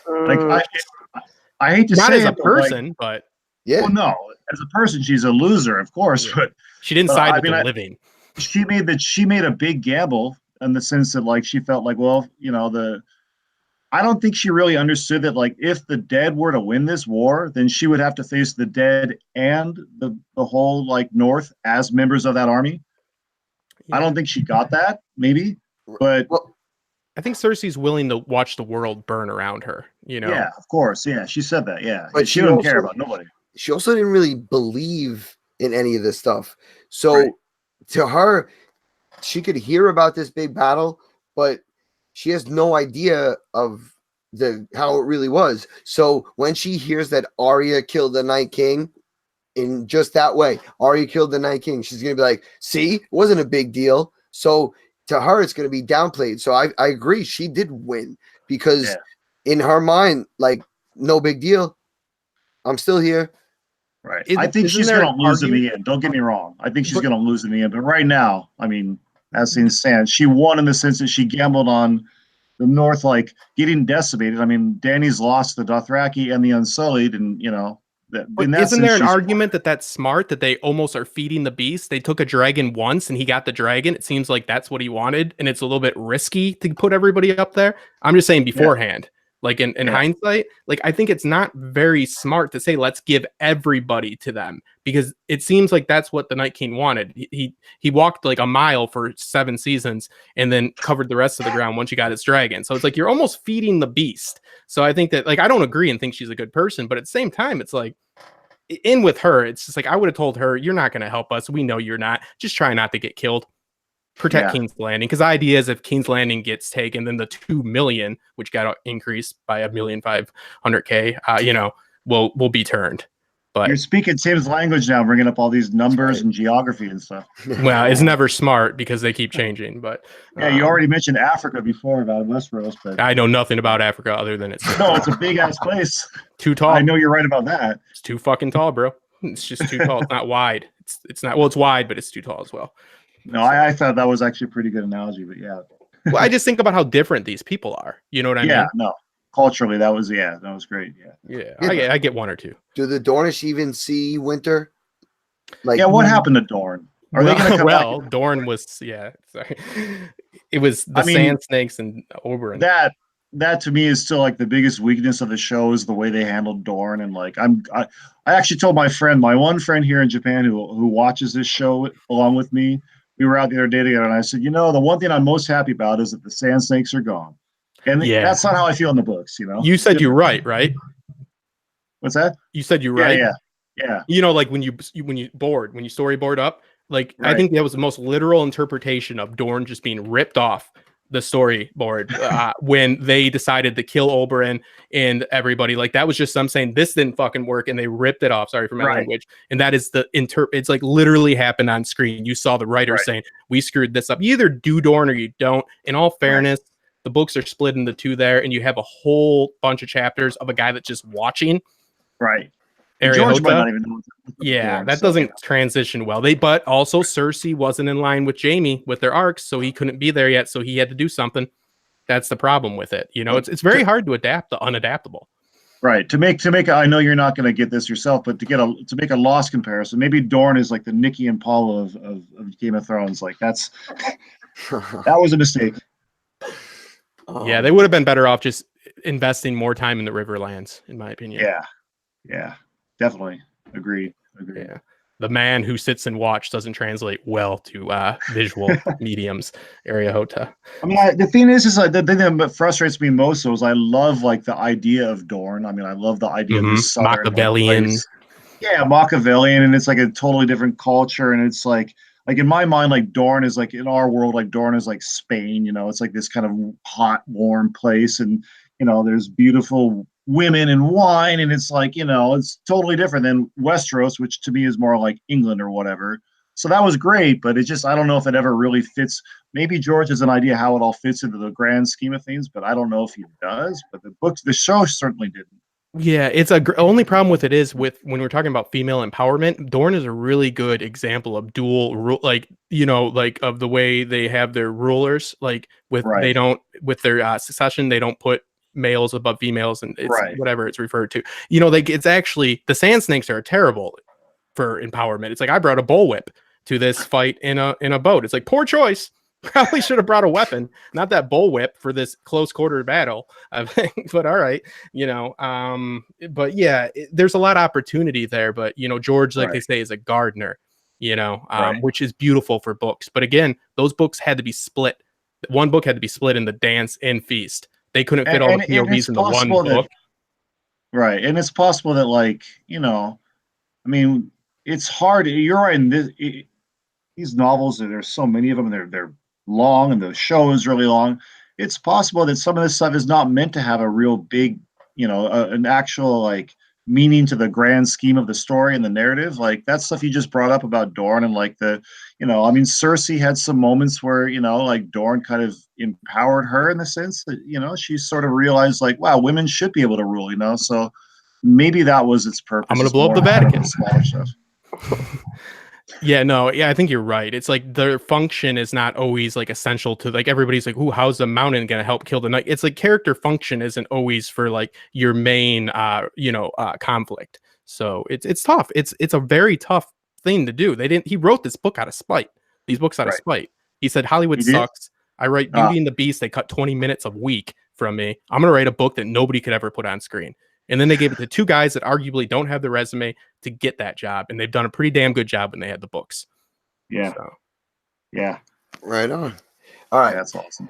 We want to get maybe, some other voices back in. Gina and Shadowcat have been a little quiet. So I thought of a question. And I'm going to direct this one to Shadowcat and ask Rebecca, where did Melisandre go and for what purpose? Why did she have to leave? What was the point of that? Are we going to see more? Well, no, we're not going to see any more. She's gone. Not of her, but of maybe what she went and put in place. Why did she have to go back to She was pregnant in real life. I'm sorry. That is one of the reasons, though. Well, I mean, that is a very practical reason, to her being pregnant in real life. But I don't think, I think it's a situation where they kind of forgot that she made such a big deal about she needed to leave. Her biggest reason to leave at that exact moment, with Jon and Davos showing up at Dragonstone, and she was person non grata for sure. But once she was gone, like I can bring in some book theories. With the army, the Roloris army, Fiery hand. yeah, the fiery hand, like to bring them back. Like you thought she was going to bring back something more than like, oh, I can now light swords on fire with my hands. That's where I thought there was going to be either some secret army we never saw, maybe new dragons, magic, people that had powers, but it was just to kill time. I found, even though I was very excited when I saw her, and like she had a couple like really cool moments, I thought overall she was one of the more underwhelming elements of last night's episode. Agreed. You would at least think she would have brought back some red priestesses, but then they fired Kavara as well. They shouldn't have said with such intent that I need to go back to the Villainess. All she should have did was leave. Yeah. Because that leaves us saying, well, what are you going to do? Yeah. And then they're like, oh, nothing. She's pregnant in real life. We got to get her some off-screen time. It's like, well, then don't say that. Just cut that dialogue. You're not like you have a bunch of time to work with. Please cut the dialogue. Just leave. And I can also appreciate like they had plans, and then as the writing process went along for season 8, that they're like, no, we need to ditch that plan. That's probably really what happened. Like also what happens, give her time off, and then they had ideas that they just for whatever reason couldn't fulfill. Yeah, kind of wrote himself into a corner, I guess. Yeah. What about Varys? What has he been sidelined for so long for? He's still around. He hasn't done anything in 2 seasons. He's got to be doing something. Kind of the same. Like I think at some point they haven't really put him in a position where a death is going to be meaningful for him, nor do they really have time to. He doesn't need his little birds. Like we're not spying the same. Like his talents aren't being utilized because they don't need to be utilized. Yeah, there's really nothing that he can do. He doesn't even have the birds because Qyburn took them basically. Mm-hmm. And if he had ones other places, there's too much chaos going on right now that he could get a communication out or in. Yeah. He serves a purpose, and there's one for him to do, else they would have got rid of him.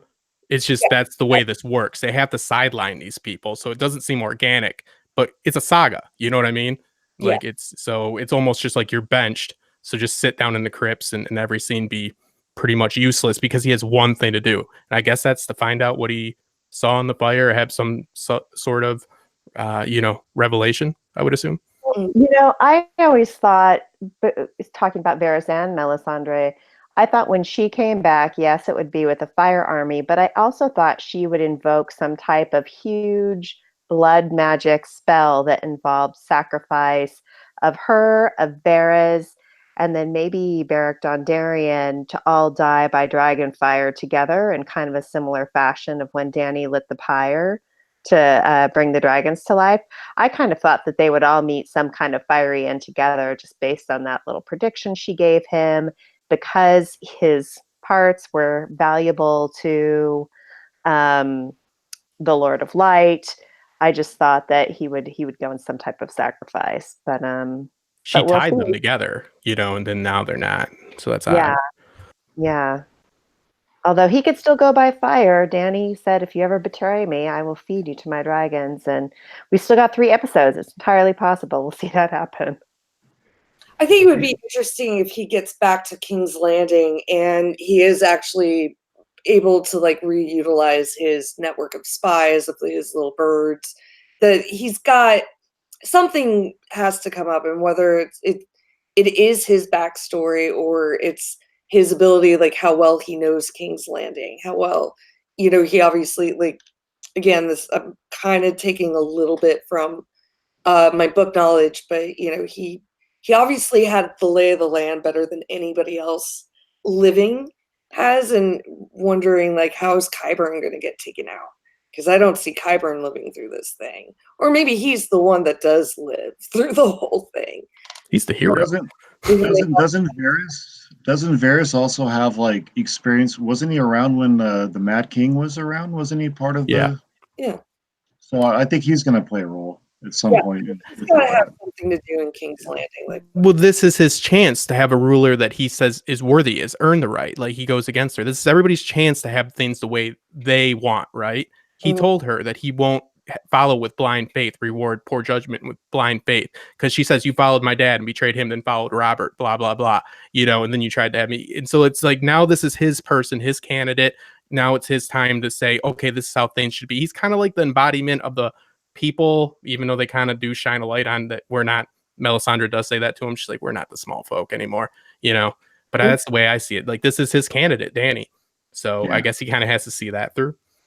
Yeah. I mean, this episode was a battle-focused episode, and I mean, Varys is not a battle-focused character, so the only thing he really did in this episode was he tried to crack a joke, and like no one laughed, and then he just shut up and then looked scared the rest of the episode. So. Yeah, he just hasn't done anything since he got the alliance with Dorne, which was the Sand Snakes, all of Dorne, and in the Reach. So like he literally hasn't done anything since then. So we have to believe that they are keeping him there for something pretty substantial, because he literally hasn't done anything. Yeah, we're going back to King's Landing, so he's going to play a role. I'm pretty sure about that. If he doesn't, he's like, I just wanted to hang out. I got a paycheck. It's cool. Do you think they're going to King's Landing, or you think King's Landing is going to come to them? Because they could just chill in the north and not go down there. Yeah, if I was the people in the north, I'd be like, let's just hang out. I mean, they gotta heal their wounds and rest a little bit after that battle, right? So, but Cersei's the kind that would just kind of, I don't know. It's a good question. I mean, I think she's going to wait it out, don't you? I mean, don't you think she's going to wait in King's Landing? That's where she's got her defenses. She's got her castle, and I don't know. It's North a good is question, too big, and don't you think she would have took that chance, like when the dead were fighting, to interfere? But I think the question is, do you think that Dany has earned the loyalty of the North to follow her to King's Landing? I don't think so. I don't think they see that as a responsibility of theirs. Right. That was one thing about this episode I was kind of surprised by, and I don't know if disappointed, but I thought we were going to get a few more clues as to where things were going as far as Dany, and like, is she going to have some moment that the North is going to see that's going to make them want to rally around her? And we weren't really shown that on screen, but maybe they'll just rally around her because she fought valiantly and she lost all her people. I don't know. Right. Exactly. So I think that is very heavy handed, but for better or worse, but she's going to have to convince Sansa, because Sansa's got more clout, I think. I mean, yeah. And that was brought up in that thing, that dialogue in the crypt we talked about before. So yeah, that's the key, is her getting to Sansa. I mean, that whole conversation was interrupted last week by Theon, who I want to say, like, I'm one of those people, like our friend Ken is a big Sansa defender and has been from the start. I've been a Theon defender from not the start. Like season 1, I didn't like him, but basically even in season 2 when he was doing crappy stuff, I kind of saw what George in the show was trying to do with him. And partly for me, it's that Alfie Allen he's so good as Theon. He's so good. And so to me, like, this episode, one of my critiques of it was it didn't really hit me emotionally. But when Bran told Theon, like, you're a good man, thank you, like, that was the one point in this episode where I felt that, like, the heaviness of it, I teared up. Yeah, I did too. Clear redemption arc. It was good. It was fitting. The farmer and his kids don't think so. Well, how many times you got to get raped by dogs to repent for that sin? I don't know. The world's not perfect. Yeah, but you're right. But that's what George does. He was a prick. Then he was terribly tortured, and then I mean, that the nuances in the subtlety of that character. Kit Harington doesn't have the chops to play that. That's tough to do. It's like, what if the director tells you, hey, act like you were just tortured for 3 years, all the abuse you can think of, I won't name it all. I mean, I'd probably start trying to bite my ear and look like a maniac. You know what I mean? Like, the subtlety to his performance was great. Yeah, absolutely. It's not easy to pull that off. Yeah. I mean, this show is, the acting that's one of the things this show has consistently been awesome about. But, and you can talk all day about who's the best and whatever, but I've always felt like he's underappreciated in that respect, Do you guys think Dany is pregnant? I still don't. I think No. that dragon pit dialogue was pretty heavy-handed. That she has to be pregnant. Yeah, but they haven't brought word one up about that in 3 episodes. So for them to introduce it so late in the game, I think would just kind of be poor shoddy writing. So when episode 4 opens up with her having morning sickness, is that She's been pregnant since the boat. She will. There'll be a lull. And I agree, it's poor writing, but I would bet money it's going to happen. Yeah, I mean, that's also months at this point. Like, how long did it take for them to like get back to Winterfell once they? How long did it take Gendry to run to the wall? Well, speaking of people who might be You know what I mean? pregnant, I'm in agreement with you. Understand? I I don't like it either. yeah. Was I have a question about Gilly. Did Gilly die? No. that's what we saw. It was a different like person that kind of looked like Gilly. That was like I watched that scene like 3 times, like with the woman being sucked out. Yeah, Yeah, that she was looked like Gilly, but I was like that can't be Gilly because it wasn't given enough like time. So She wasn't holding a newborn baby that's 8 years old. yeah, So you're like, I can't be her. Listen, it is a product of major incest, so it might have developmental issues. That is true. Yeah, he There's got a lot line, of though. He got to incest cry. kids. What's the percentage of incest in this show? That is crazy, actually. I don't It's know, too but high. then We need Marcus they back don't on. show man. any of them handicapped. Like the percentage is too high that someone would be. It's crazy. Yeah. Jesus. Yeah, sorry, I didn't run the analytics on that. What's your problem, man? That's what people. Okay. That's We what need an incest Ancestry. It's school. Ancestry.com. Find out who you're dating at Ancestry.com. All right. I'm going to rival this site. That's what people are into this show for. They're about the incest. Yes. That's what grips them. That's a high concept idea. Oh man, it's Who's crazy. the princess? They're like, it's his aunt. They're like, perfect. Sell to HBO. Hey guys, as much as I love talking about incest, I have to go. I won't be invited back. I understand. No. I actually, I do want to like continue, but I gotta go. Yeah, I'll be no banished worries. like Jorah for 7 years, but that's okay because I won't be able to come back anyway. So Oh no. Yeah, it's getting late anyway. I mean, so if before you go, you want to have something quick to say on your way out? No, I'm still interested in what's happening. I hope something more interesting happens with Bran directly at some point before the show ends. All right, That's it. cool. yeah, what did happen with Bran when he warged? I still wonder that. Was there something beyond just him being? I mean, that was a great shot. It was beautiful, but did he go somewhere?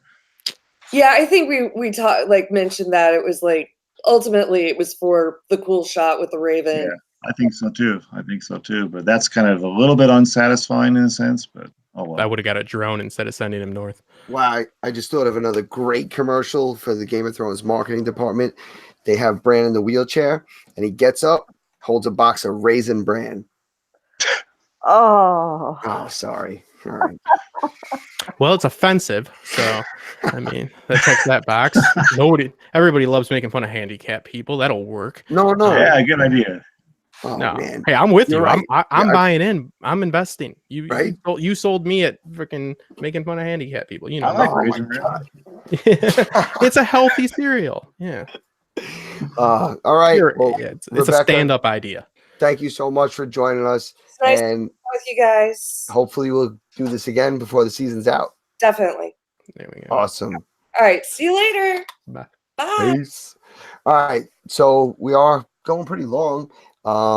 We did have a couple other people that were going to come on, but I guess they didn't get to us in time. Maybe we'll Didn't get my them back. buddy BBM, wasn't he supposed to be here? Yeah, I gave him the link, told him about 11 o'clock, 11:15. But Maybe might the have something Ravens to do. got caught up in the White Walkers blizzard, I guess. Yeah, so we'll dish it around one more time. Everybody grab a point out. Start with Gina, and if you have Yeah. something to talk about. just kind of the one thing, and we talked about the Hound and Arya and Beric, but I just thought, I mean, yeah, the Red Woman coming back was a little disjointed, but I loved the interaction between she and Arya. And then I also really loved her death because I thought it was going to be so much more dramatic and fiery in my mind.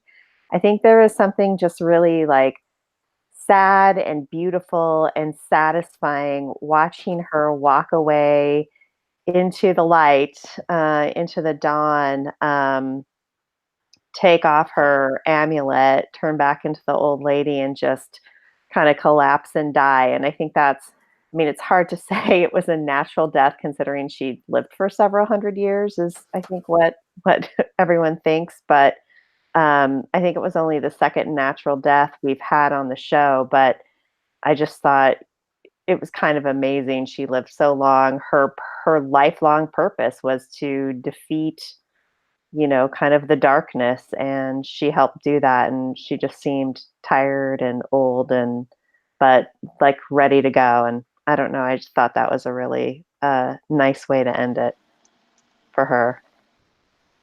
Yeah, I agree. I agree. Oh, all right. So People are popping on. yes, because it was a miscommunication. They thought I was going to hit them up, but I didn't. But I told them to come on now. So we're going to extend this show. We're going to after hours, and want to welcome in 2 new members. One, we have David. David, welcome on, and we have Roman. So Somebody was listening, Dave. yeah, we'll give it to Dave. Dave, come on, tell us a little something about yourself and something about the episode. Well, hey y'all, Phantom D Saint, David, that's what my parents named me. Pretty much do like live commentary of several shows. This being Game of Thrones. That's what I mainly do currently on Sunday evenings.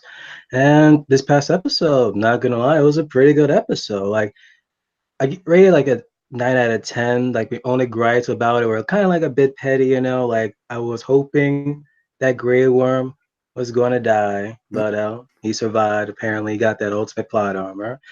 Another thing was like I was expecting Jon Snow to fight the Night's King, and it seems like they were, hyping up tense with Hardhome, Beyond the Wall, but it seems like D&D, wanted to, avoid expectations. So gave it to Arya, even though I didn't expect it. I still just end up liking everything still, regardless of it. I've been battling back and forth whether I like it, like what, 8.5 or 9. But after watching the third time, like I said to myself, what, even though it didn't go as I wanted to, it still was a hell of an episode, to the point, even though there were times where you couldn't even see the episode because sometimes it was just too dark or so, but I can see they wanted us to be like just like the characters on the show, have it to be like what that you can't see it because it's just out of fear, confusion, to the point where I like this battle out of like all of them, not because it's just like fantasy driven compared to, you didn't get that much fantasy in, Battle of Backwater, or to the point when we had like Battle of the Bastards. But with this one, it was just the dread. Like the last few minutes of the episode where you see all these characters, so much white surrounding them, to Night King Leary approaching Bran, killing like Theon and stuff. I'm just like, even when you had Drogon just like fly away and you really saw the dragons there to help and even assist, with Jorah and Dany, even her picking up the sword, it's like, I would not expect that from Dany to just come out of nowhere to pick up the sword, but it really had me emotionally invested. Then out of nowhere, Arya comes in with the save. I just enjoyed the episode that much. Yeah, it definitely. But you said you didn't get what you expected. It's a good way to look at it. Like you just said, we got to really enjoy it for what it is, because when it's going to be a long time before we see anything of this caliber. So to get what we got, we really have to just enjoy it and not nitpick at this point. I think we're too far along. If it was earlier and major people died that shouldn't have and things went wrong, we probably would have blew a lot of holes in it. But after the dust settled and Twitter calmed down and all these forums and people like complaining like crazy, the way you described the darkness is exactly the way it should have been interpreted, where we were supposed to feel that crazy tension and feel like them and not know. They had no idea where the dragons were. They couldn't see them. So they didn't know if they were going to help them or come back or if they were dead. So that definitely once it was understood, is appreciated. We're discussing it. Agreed. If we weren't discussing it, it wouldn't be any good. And we're for sure discussing it. That's right, and not bitching about it. But seriously, we need more of this for Ghost now. We've been wanting Ghost to return on the show. We got him back. Second episode, it was like no one even acknowledged him. So I guess they just edited him for the hoofah. And then when they actually got him in there, running with Jorah and Dothraki, and you pretty much just see Jorah coming back by himself. Basically, it's like, so you're telling me it was Ghost there this whole time within the army of the dead? Like, should have I'll had send you him my go as half like minute Jason Knight. video about the VFX. It's really boring, but it just costs too much. Then they shouldn't just put him in there. Then. They, At this point, just to say, "Oh, Ghost is over here, Ghost is over there." I thought at one point it was like fan service for the book readers to keep putting them in, but now it's almost to an annoyance because there's absolutely no purpose. Like they're not doing anything. There's no like teaming up or helping John. Like it's just throwing them in. But they're the myth, like the mythology, like the symbol of the Starks. They're like the dragons to the Targaryens. I think that the Ghost should be worried that he's on Rhaegal. I think that the symbolism, the mythology, or whatever you want to call it, the mythic. I don't have the right verbiage right now, but I don't know. I would argue that they should be there. It's just I think it's a bitch for them to do the texturing on them. Because I did a whole bunch of research that ended in nothing. So, like what I'm saying, it's almost like they should have not went with it and kind of pissed people off at first, and dealt Instead with of giving them half. Yeah, I can get that. So many people are so just hung up on that, and it's a shame because it's a silly tidbit. Yeah. Roman, why don't you join us? What do you think? Hi. I thought the episode was great. I want to say I'm a huge fan of you guys. I love your Joffrey podcast shirt. It's great. Thank you. I like Bubba and Catfish. It's a great show. Anyways, I really thought Ghost was dead. Honestly, I was convinced he was dead until the preview for the next episode. I was happy to see that he looks like he might not be. Someone in the chat said he's alive. I think earlier, so I'm guessing he is. Sorry, I've never been on a podcast before, so I'll That's say fine. a bit my problem. No worries, man. I thought it was odd. The only, I guess, complaint of any sort I had was I thought it was odd Arya yelled at the Night King before she charged him or hit him, because I thought she could have just gotten him. But my sister said she thinks that maybe that's like Stark not wanting to stab him in the back, so she yelled so he'd turn, so that at least it wasn't dishonorable killing. Wow, That's actually interesting. I never even thought about that. You're already smarter than 80% of the YouTubers. Don't worry about that. Yeah, interesting. Didn't want to Arthur Dane it. I like that. Yeah, I mean, technically, she doesn't know her dad did that. Only Bran knows. Yeah, that's part of his magical box of knowledge. Right. It's interesting. It goes against her silence and her working in the dark. That is interesting. I mean, maybe just for thematic effect, but that's a very good point. It goes against the whole stealth screaming. Yeah, and I saw some people had said online that they thought that she was in a White's face, but I rewatched that scene and I don't think that's the case. No, she didn't. Yeah, I was waiting to see if they were going to have her do something silly like that. I'm glad they didn't.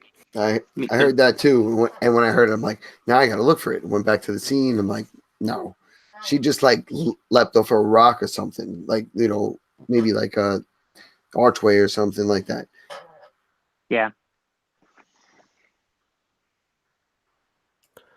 It is interesting. I mean, like that we don't have the powers from Bran really. What do you guys think about like Bran's lack of really doing a whole lot? I'm not trying to dump on it, but I'm actually kind of thankful that we didn't get a Deus Ex Machina moment or some type of time travel rewind crap. I'm almost thankful that it was kind of like a minimalist approach to it, if that makes sense. Because if you get too crazy with it, nothing matters. Time travel paradox. I was hoping Bran was going to war again to Jon's dragon, Rhaegon, and save him, Rhaegal.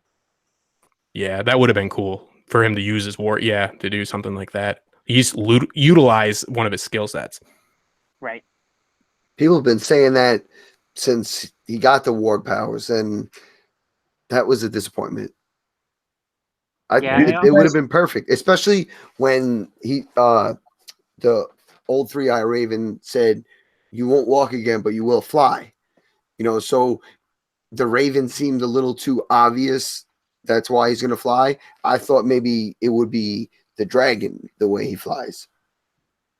Yeah, for a while I thought it was going to be the dragon because we saw like one of his visions, like a dragon go over like King's Landing, and that's why I always thought that. Wait a minute, maybe the battle's going to go to King's Landing. As you start rewatching it, it's like, okay, I'm guessing he meant just metaphorically. If not, maybe again it could just simply just be with the whole raven, since he's supposed to be like the three-eyed raven. But again, it's like I remember like Justin saying this earlier. It's like if you had Bran go beyond the wall to Blood Raven, get your training, and we pretty much saw there's a whole bunch of like Jon Snow is pretty much the chosen one, and just not have him like defeat the Night King, then like what was the whole point of seeing like visions of the whole Jon Snow thing when eventually you're gonna have Sam, or I should say Gilly, read that, oh, there was an annulment thing. Like eventually you could have had a scene where eventually if Sam would have just told Jon that or something, then There wouldn't have been the connection without Bran, though. Yeah. You But needed eventually like you a could have double had like Bran confirmation. approach. You could have had a scene where we could have flashback of like Bran coming out of nowhere and says, "Let me show you something." And then we could have had that, Lyanna giving birth. He could have They could have did also something that.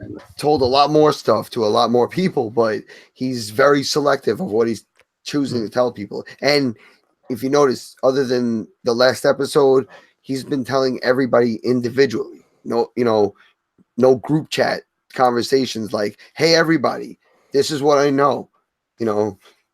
Yeah, he's very desensitized because he has. It's interesting to me. It's a little cheesy, but he can see everything, but he still needs to be told where to look.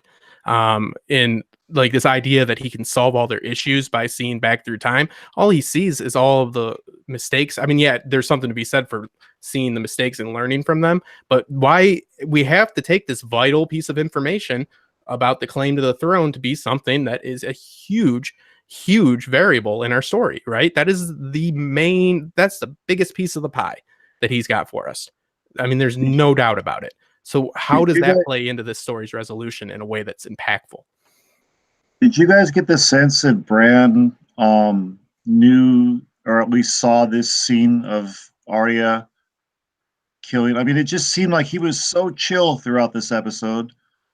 And I don't know if that was because he saw it, because also there were other characters that were really chill, like Melisandre was really chill, and I think maybe she saw the way things were going to go, and we have signs of that. But the Night King seemed extremely chill too, and then he ended up dying because he was too chill the way he like tried to kill Bran. Like he took his sword out like in slow motion, It's like that might have just been thematic, or yeah, could be even he bad showed writing or whatever. no sense of urgency at all. Right. Took him forever to get from the wall, and he had a flying dragon, so he could have like made it there 20 times back and forth. Everything he's done has been with purpose. He's always been he's never seen him run anywhere. Everything he's done seems to be with this sense of determination and a surety. The one thing about Mel is I did like how she looked very worried when that fire did not light in that trench, because I like that. Because she doesn't completely understand that magic, and that's important. That she's willing it. She just wants it to be. It is to a point, but she doesn't have a full understanding. They say the words. You know what I mean? I like that. I wrote that down. Yeah, that was one of my favorite moments when she had that moment of like lack of like, oh my God, it's not going to work. Yeah. My God, the Lord of Light has lied to me all this time. What am I here for? Like that was really good. And the actress really played that out well in her face too. So that was good. Like when Jon comes back, she's so interested in what he saw. And when it's nothing, you see like the light go out in her eyes. I think it's a good commentary that it's, nothing here is like, because again, if you explain magic, it becomes science. That's why you have Yoda and Luke Skywalker in a cave scene, kind of like they took Bran out for a season. You don't show the process because it's just not, you don't take the magical and, occult and show you how it's done, because it doesn't become mysterious and magical anymore. Well, I mean, like speaking of Melisandre, I mean, that she might have been my favorite. Now thinking about it more, like she might be my favorite aspect of this whole episode, because, she killed Shireen, right? And I think she felt horribly about that when it didn't go out the way she planned, and that caused her an extreme crisis of faith. And she's been around for we don't know how long, but hundreds, thousands of years. And to have a crisis of faith in what you believed all that time, I mean, I can't even imagine what that would be like. And so, when she left for Essos or whatever, that's probably what she was doing, was just like, I need to get out of here and like get my head straight, because I think that final battle is still coming, and like, is it really something that we can win? I don't know. Who knows what she was doing, but She sacrificed herself this time too. Yeah, right. So I don't know. I mean, I thought I'm with you on that. I really enjoyed her in this, and I don't like magic, so this is a lot. Right. Yeah. That's tough to deal with, It's a tough story aspect right there. Right. I had thought that Melisandre just knew how she was going to die and was convinced that the battle was going to be won. I thought that Bran just is so disconnected that he didn't have a, he didn't seem to care and just kept a straight face because of his disconnect. Yeah, he's desensitized because he's seen so much. It could be possible that he could have seen the future, because I've always questioned that. And when he talked to Sam, he was I pretty much see what's going on and what's in the past. But it's possible that he just saw the future and he just doesn't want to tell everyone the whole picture. Or maybe he just saw bits and pieces. Maybe he saw the dagger was going to kill the Night's King, but he never knew at the time who was it going to be. Then when he saw Arya, then he probably saw something with Arya doing it, but he didn't see how it specifically was going to go down. So he's been waiting for Jamie and maybe Theon and everyone to come, and then he's picturing everything together. Maybe that's why he can't could possibly went with the Raven. Is kind of the idea I got, because he had a Doctor Strange sense to him. Yeah, he knew exactly. He knew one variable. Maybe he's worried if he interferes too much that he's going to change that future he saw. Because the way I've always seen Bran and any of these people that can see the future is I think they see probabilities. They see okay, it's a 40% chance this is going to happen, and a 20 if this happens, and whatever. And so he's seen probably various futures, and the one he sees the most is this outcome. But he's worried if I interfere too much, maybe the other outcome that I've also seen might come true. So maybe that was what was going through his mind. That's the rule of time travel, isn't it? In every movie, don't Marty McFly to marry your mom or kiss your mom or whatever. You know what I mean? Don't alter the events. That's when you time travel. Don't mess with anything. I love time travel movies, but I'm with you. I'm glad they didn't go that route where it would have been that would have been a key part of the whole story. So I'm glad that didn't actually come out in this story. Yeah, it's one of those cases. It's we don't always know what we want as fans, until we get it. We think, because that time travel, that takes stakes away, man. You put that in your story, guess what can happen? Anything. Congrats. Well, and then everybody has all these questions how does it work and all the logistics and everything, and it's it's impossible to wrap your mind around, because none of us, I don't know about you guys, but I'm not time traveling every day, so if they don't address it ever, then it's actually better, because we don't have to question it. We just have to believe what they're telling us. Also, they don't seem to that's why Melisandre not having 100% grasp on what she's doing, because that is true to your audience, because it's not withholding from the audience for the sake of withholding, because you don't have a good explanation about your story. It's withholding because the character doesn't know themselves, the ambiguity of it. That's good story. With those was it brown eyes, green eyes, blue eyes, yeah, and she never elaborated on it with Arya. And now it comes full circle within this episode. It's prophecy possibly new, but it's not literally. Yeah.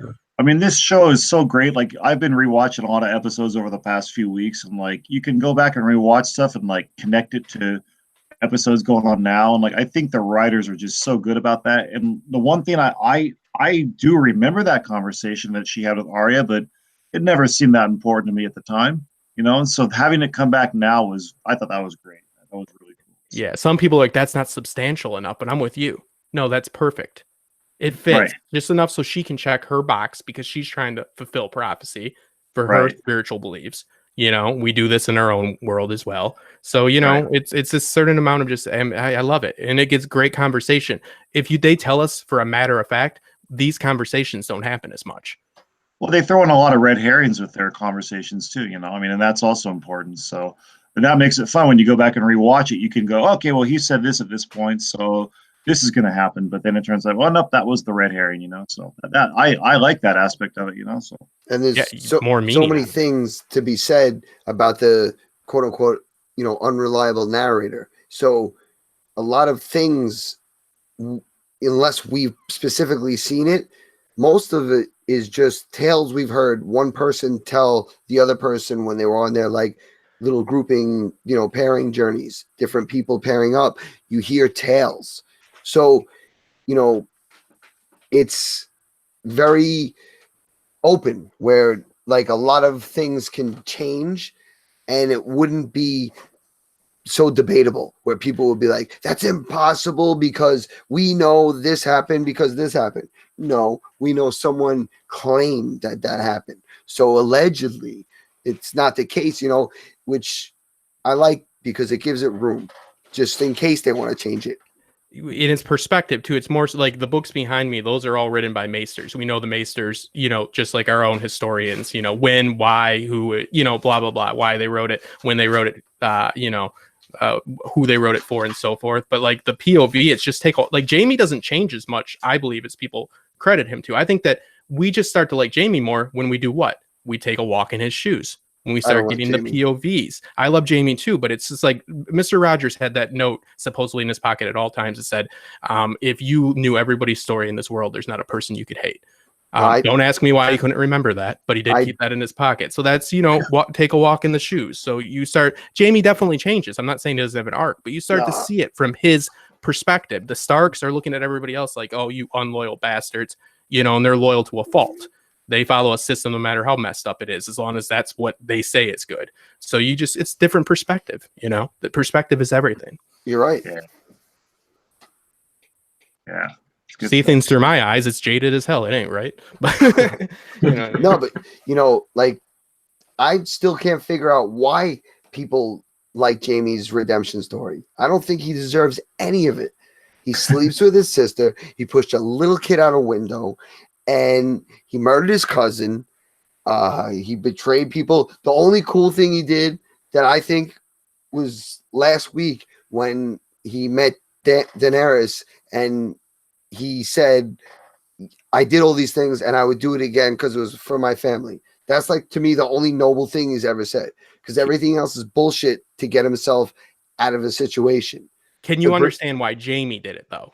That's all that matters. Oh, of course. Absolutely. Then that's all you have to do. Characters, you don't have to have sympathy for them. You don't have to like them. You just have to have empathy, meaning you have to understand why Jamie can justify this. If you can do that, that's why we like him. We don't, I'm not down with all that either. He did a lot of bad shit. You just named a lot of it. It's bad. But many people are like, love Jamie now. They're like, oh, he's so great. He's going to do all this and this and be the hero. And I'm like, just because he does that doesn't make him the hero anymore. He just helped out. He's still a scumbag. It's because he's charismatic and handsome, man. Like, yeah, it's that smile. Everybody's like, "Oh, he's so handsome." It's the idea that we can all change. It's the idea that we're not that maybe we've been looked at by some people as not a great guy, and we felt that we were, you can sympathize with Ned Stark, in the throne room when Ned comes up to him and gives him crap about stabbing the Mad King in the belly, or in the back. And I mean, that's BS, Does that justify the other things he does? No, but you understand his disdain for the Starks, And it's like Cersei. It's like Cersei did like a lot of evil stuff, but you got empathy for her because as a mother, like she's been trying to fight this like prophecy from Maggie the Frog about your children are going to die. And for seasons, she's been trying to, and then Joffrey ends up dying. And then Marcella dies, and then Tommen dies. It was pretty much out of her control. Yeah. Everybody follows a method that is counterproductive. The Starks try to be loyal and they die due to their loyalty. The Lannisters try to just protect their family. By default, when Tywin dies, because of that mentality, there's nobody strong enough to protect that family, so everybody goes out and gets them. And plus, Cersei blows up the Vatican. But, it's all this self-preservation. The Targaryens, they want to control their dragons, and they think it's through their blood. So they have incest and stuff like that. That weakens their line. That gives them mad kings and so forth. So like in order to strengthen their position, they're weakening it. It's all counterproductive for every household. And I mean, like with Jamie, I mean, the whole killing of the Mad King, the reason like we like that so much is because that story, like you were talking about, it's a matter of perspective. I mean, there's so many ways to look at that. And personally, I think that was the honorable and the right thing for him to do. I mean, and think about it, even from a Stark perspective. Like, I don't remember the exact details, but the Mad King, like, I don't Burned know, his brother and father. burned, like, yeah, like one of the Starks, right? Both. And so Jamie saw that, and like he was sitting there, and I'm protecting this guy, and like he saw how insane that was. So in that sense, he was actually defending the Starks, not only just the kingdom, but the Starks and their honor in that sense. So, that's why I think people burn with Jamie, because when he gave that story to Brienne in the bath, it was like so much of him like being honest and open and saying like, all my life people have called me the Kingslayer for the thing that I've done, the one thing I've done in my life that I can say in my heart I know was the honorable and the right thing to do, and yet everybody tells me it was the wrong, worst thing to do, and I got a nickname for it that tells me how awful I am for it. Absolutely. So, he did the right thing wrong because he Right. didn't do the right thing the right way. What's a sane man in an insane world? What's an honorable man in a dishonorable system? And we like that because we see society, we don't agree with everything. So we can get behind that, fighting against it. What are you doing if you're following all the rules of the evil intergalactic system, if it's Star Wars or something that I obviously don't know about? But, it's the whole idea. We can get that. It's like, oh, you didn't do the right thing the honorable way. It's like, okay, Right. thanks, pal. How'd that Arthur Dane fight go? He said, I don't want to talk about it. Hope my son doesn't ever go back to in time. And I think that's a good revelation right there, because we get to see old honorable Ned, and there's nothing obviously he didn't say, hey, go stab him in the back of the neck, but that haunts him, that death right there. Right. Not the honorable thing, but it's survival. And And Jamie said last week about war, like that people do crappy things in war that they're not proud of, but how many times do you hear people say, I'd do anything for my kids, right? Right. What does that mean to Tywin? That means murder a bunch of people at a wedding. I mean, it's easy to say, but sometimes anything for your kids means do some pretty fucking terrible things in this world. Yeah, well, hopefully for Marcus, there'll be some terrible kids doing terrible things next week. He can get some numbers up. And hopefully for us, we'll have more to talk about next week.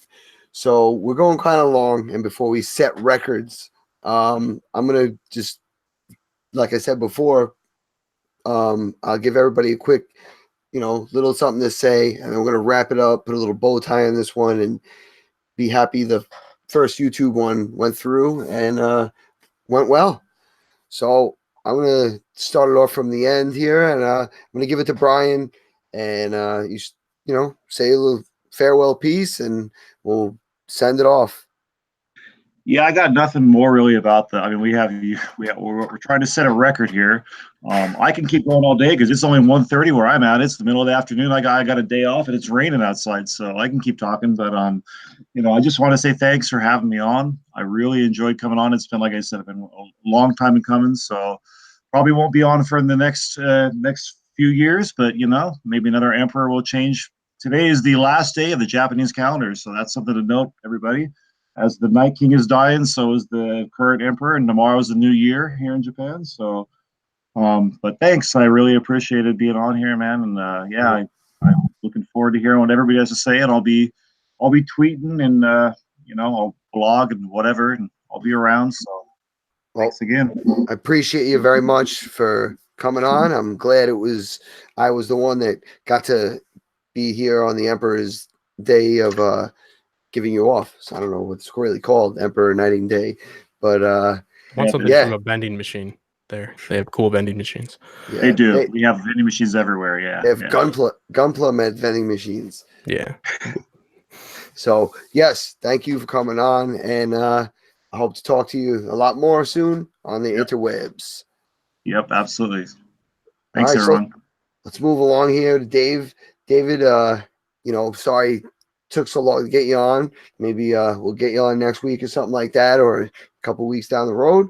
But give something if you want to say a final piece, something, bring up a point. The floor is yours. Well, hopefully in next week's episode, everyone can get along. Hopefully Sansa Northerners, John, Danny, come on, please. I know it's a drama show, drama/fantasy, but come on. Let's all get along. We gotta deal with Cersei and Euron, please. So even though may have to lie a bit or so, but just get over with it, please, please. But yeah, hopefully it all can get worked out before the end game. And thank you for having me on. I love talking about Game of Thrones. I started my YouTube channel because I was welcomed into a great Game of Thrones community, and glad to come on here this week, maybe other weeks. Just as always, just shoot me a message. Normally I'm free, I have no life. So I'm just giving you an opportunity to talk, Game of Thrones here, like new perspectives. I'm right, join along. Excellent. Well, I see you have a life of collecting, and It's an addiction. yeah, we're all collectors, I think, inside, collectors of knowledge, collectors of social media followers and likes, and YouTube people for some. I got records, I got toys and Gundam now from Axel, and Game of Thrones DVDs. So I know the passion and the addiction of collecting.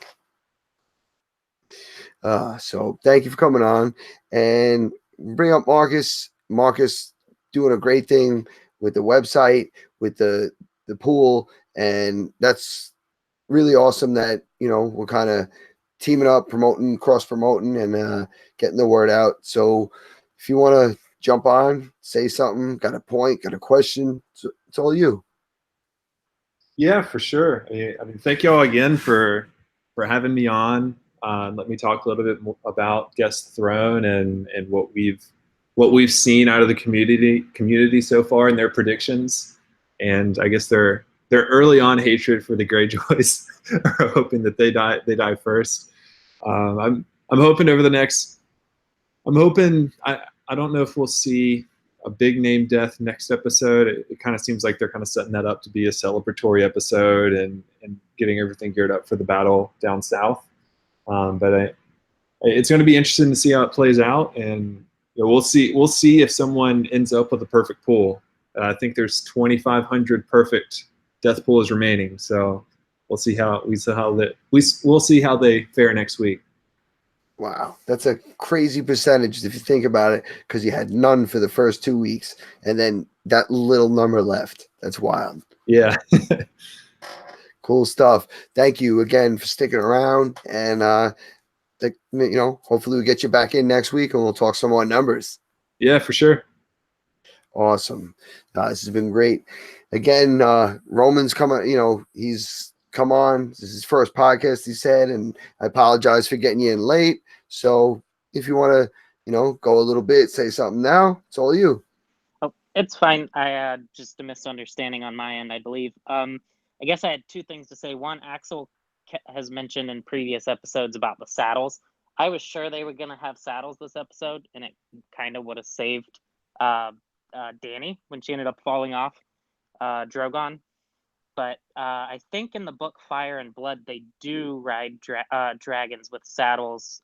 There's a specific battle in the book where one of the characters doesn't use his saddle. I could be wrong. Only other... Oh, sorry. Well, especially since, it's been brought up, like Tyrion gave plans for a saddle to Bran's horse trainer or whatever it was to build.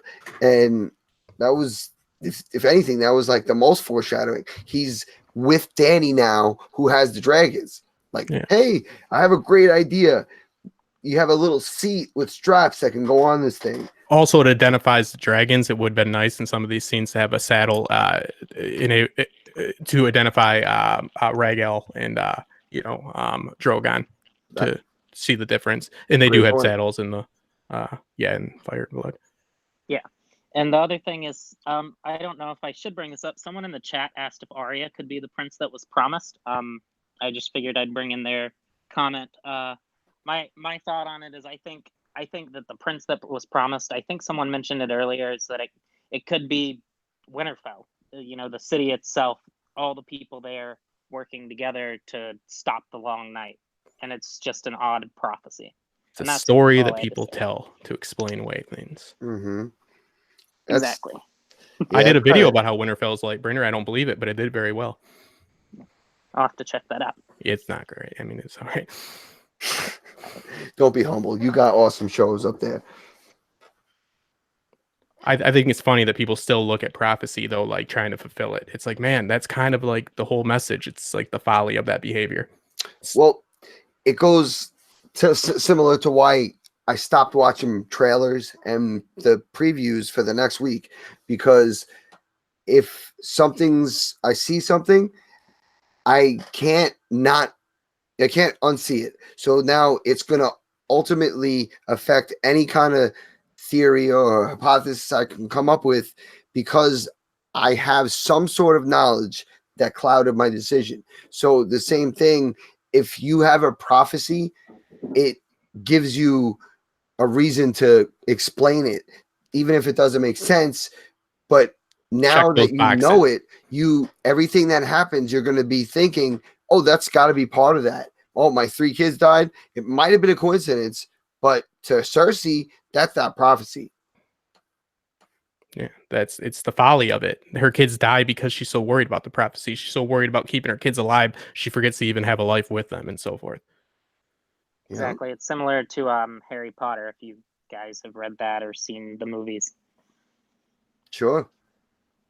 No, I like the idea, and I think the events, we're trying to figure it out for a video, how these events can be translated to Azor Ahai, because like I did with Winterfell with being Lightbringer. But like I just think it's crazy to think it's a literal fulfillment, but it's the fun of it.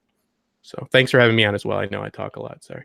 No, Justin, I'm so glad you came on the show with me tonight. You know, you were a very, very good part of the show. You know, you have a lot of knowledge, a lot of experience on the YouTube. So you helped me out with a couple things today, technical wise. It's just great. So real quick, Roman, you want to finish up? Oh, that was all I really had to say. I'm really happy I could be on.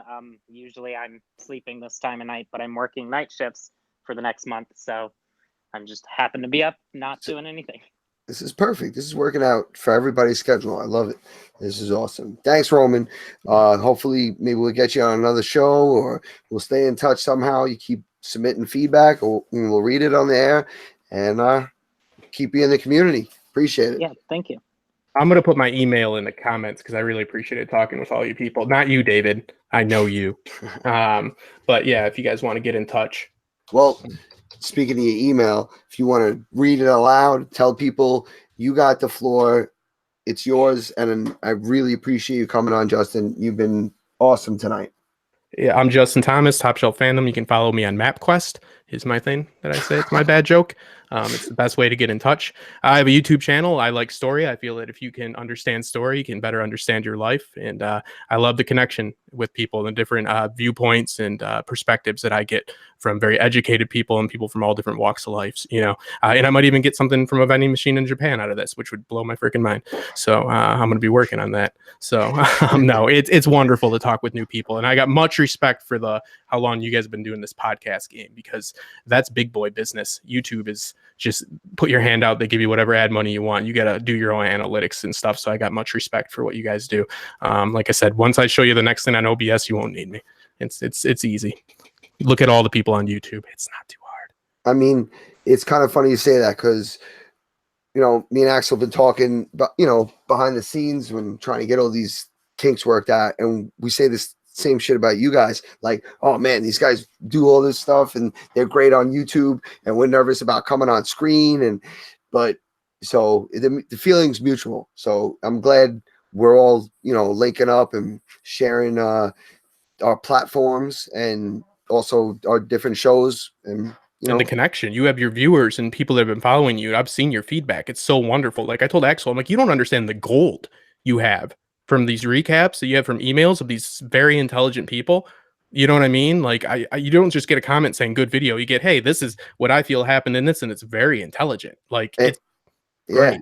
Pages long. And yeah, you know, Brian, big part of that. He's been doing that for years, and now we know because he couldn't come on and talk about it because of his schedule. But yeah, no, it's awesome, and the length of them are great, but the quality, it's so awesome. Even with Westworld, I've said it many times. Gina's stuff's so good. Half the time I just want her to take my seat and just talk with Axel because she's great.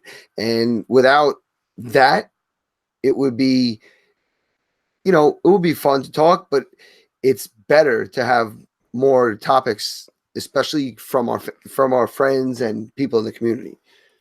Yeah, you should inspire conversation, not just have people listen to the conversation. I try my best, but it should be a conversation that leads to more discourse. That's what I love about it. And Westworld's perfect for that. Yeah. And, as much as we can, we've been fitting in with this show. So, and it's working. And, it seems that the move over to the YouTube is way better than the old format. Maybe we can't get as many people on at the same time, but we had, I think, a terrific quality of guests tonight. So I thank everybody that came on, everybody in the chat, and Justin, again, can't thank you enough for your help before and all your participation tonight. Thanks to Gina, thanks to Rebecca. It's just phenomenal. I had a great time, and you guys rock. We try our best. We got webcams and a microphone, and we watched that TV show. We will tell you everything we know. That's it. That's a YouTuber, all right, baby. Thank you. Everybody out there, thanks for listening. This is Podcast Winterfell. I'm DJ Tim Hines. Don't forget, check us out on Twitter, Winterfell Podcast, or you go to PodcastWinterfell.com, DVRPodcast.com. Go to our Patreon, patreon.com/DVR. If you want to go there, you get some extra bonus content. Sometimes we'll throw up stuff early that doesn't come out until later on the other feeds. But, that's where you find us. You get all the information there. You'll find all the links to all the various podcatchers, different Android ones and iTunes one. But want to thank you guys for listening and checking out YouTube and sticking around, watching my ugly mug on screen. And also, don't forget, this is a podcast first. We are an audio podcast, so you can listen to us if you hadn't watched, and that's the main source. So thanks, everybody. Hope you enjoyed the episode as much as I did, and apparently everybody who was on did. And until next week, peace.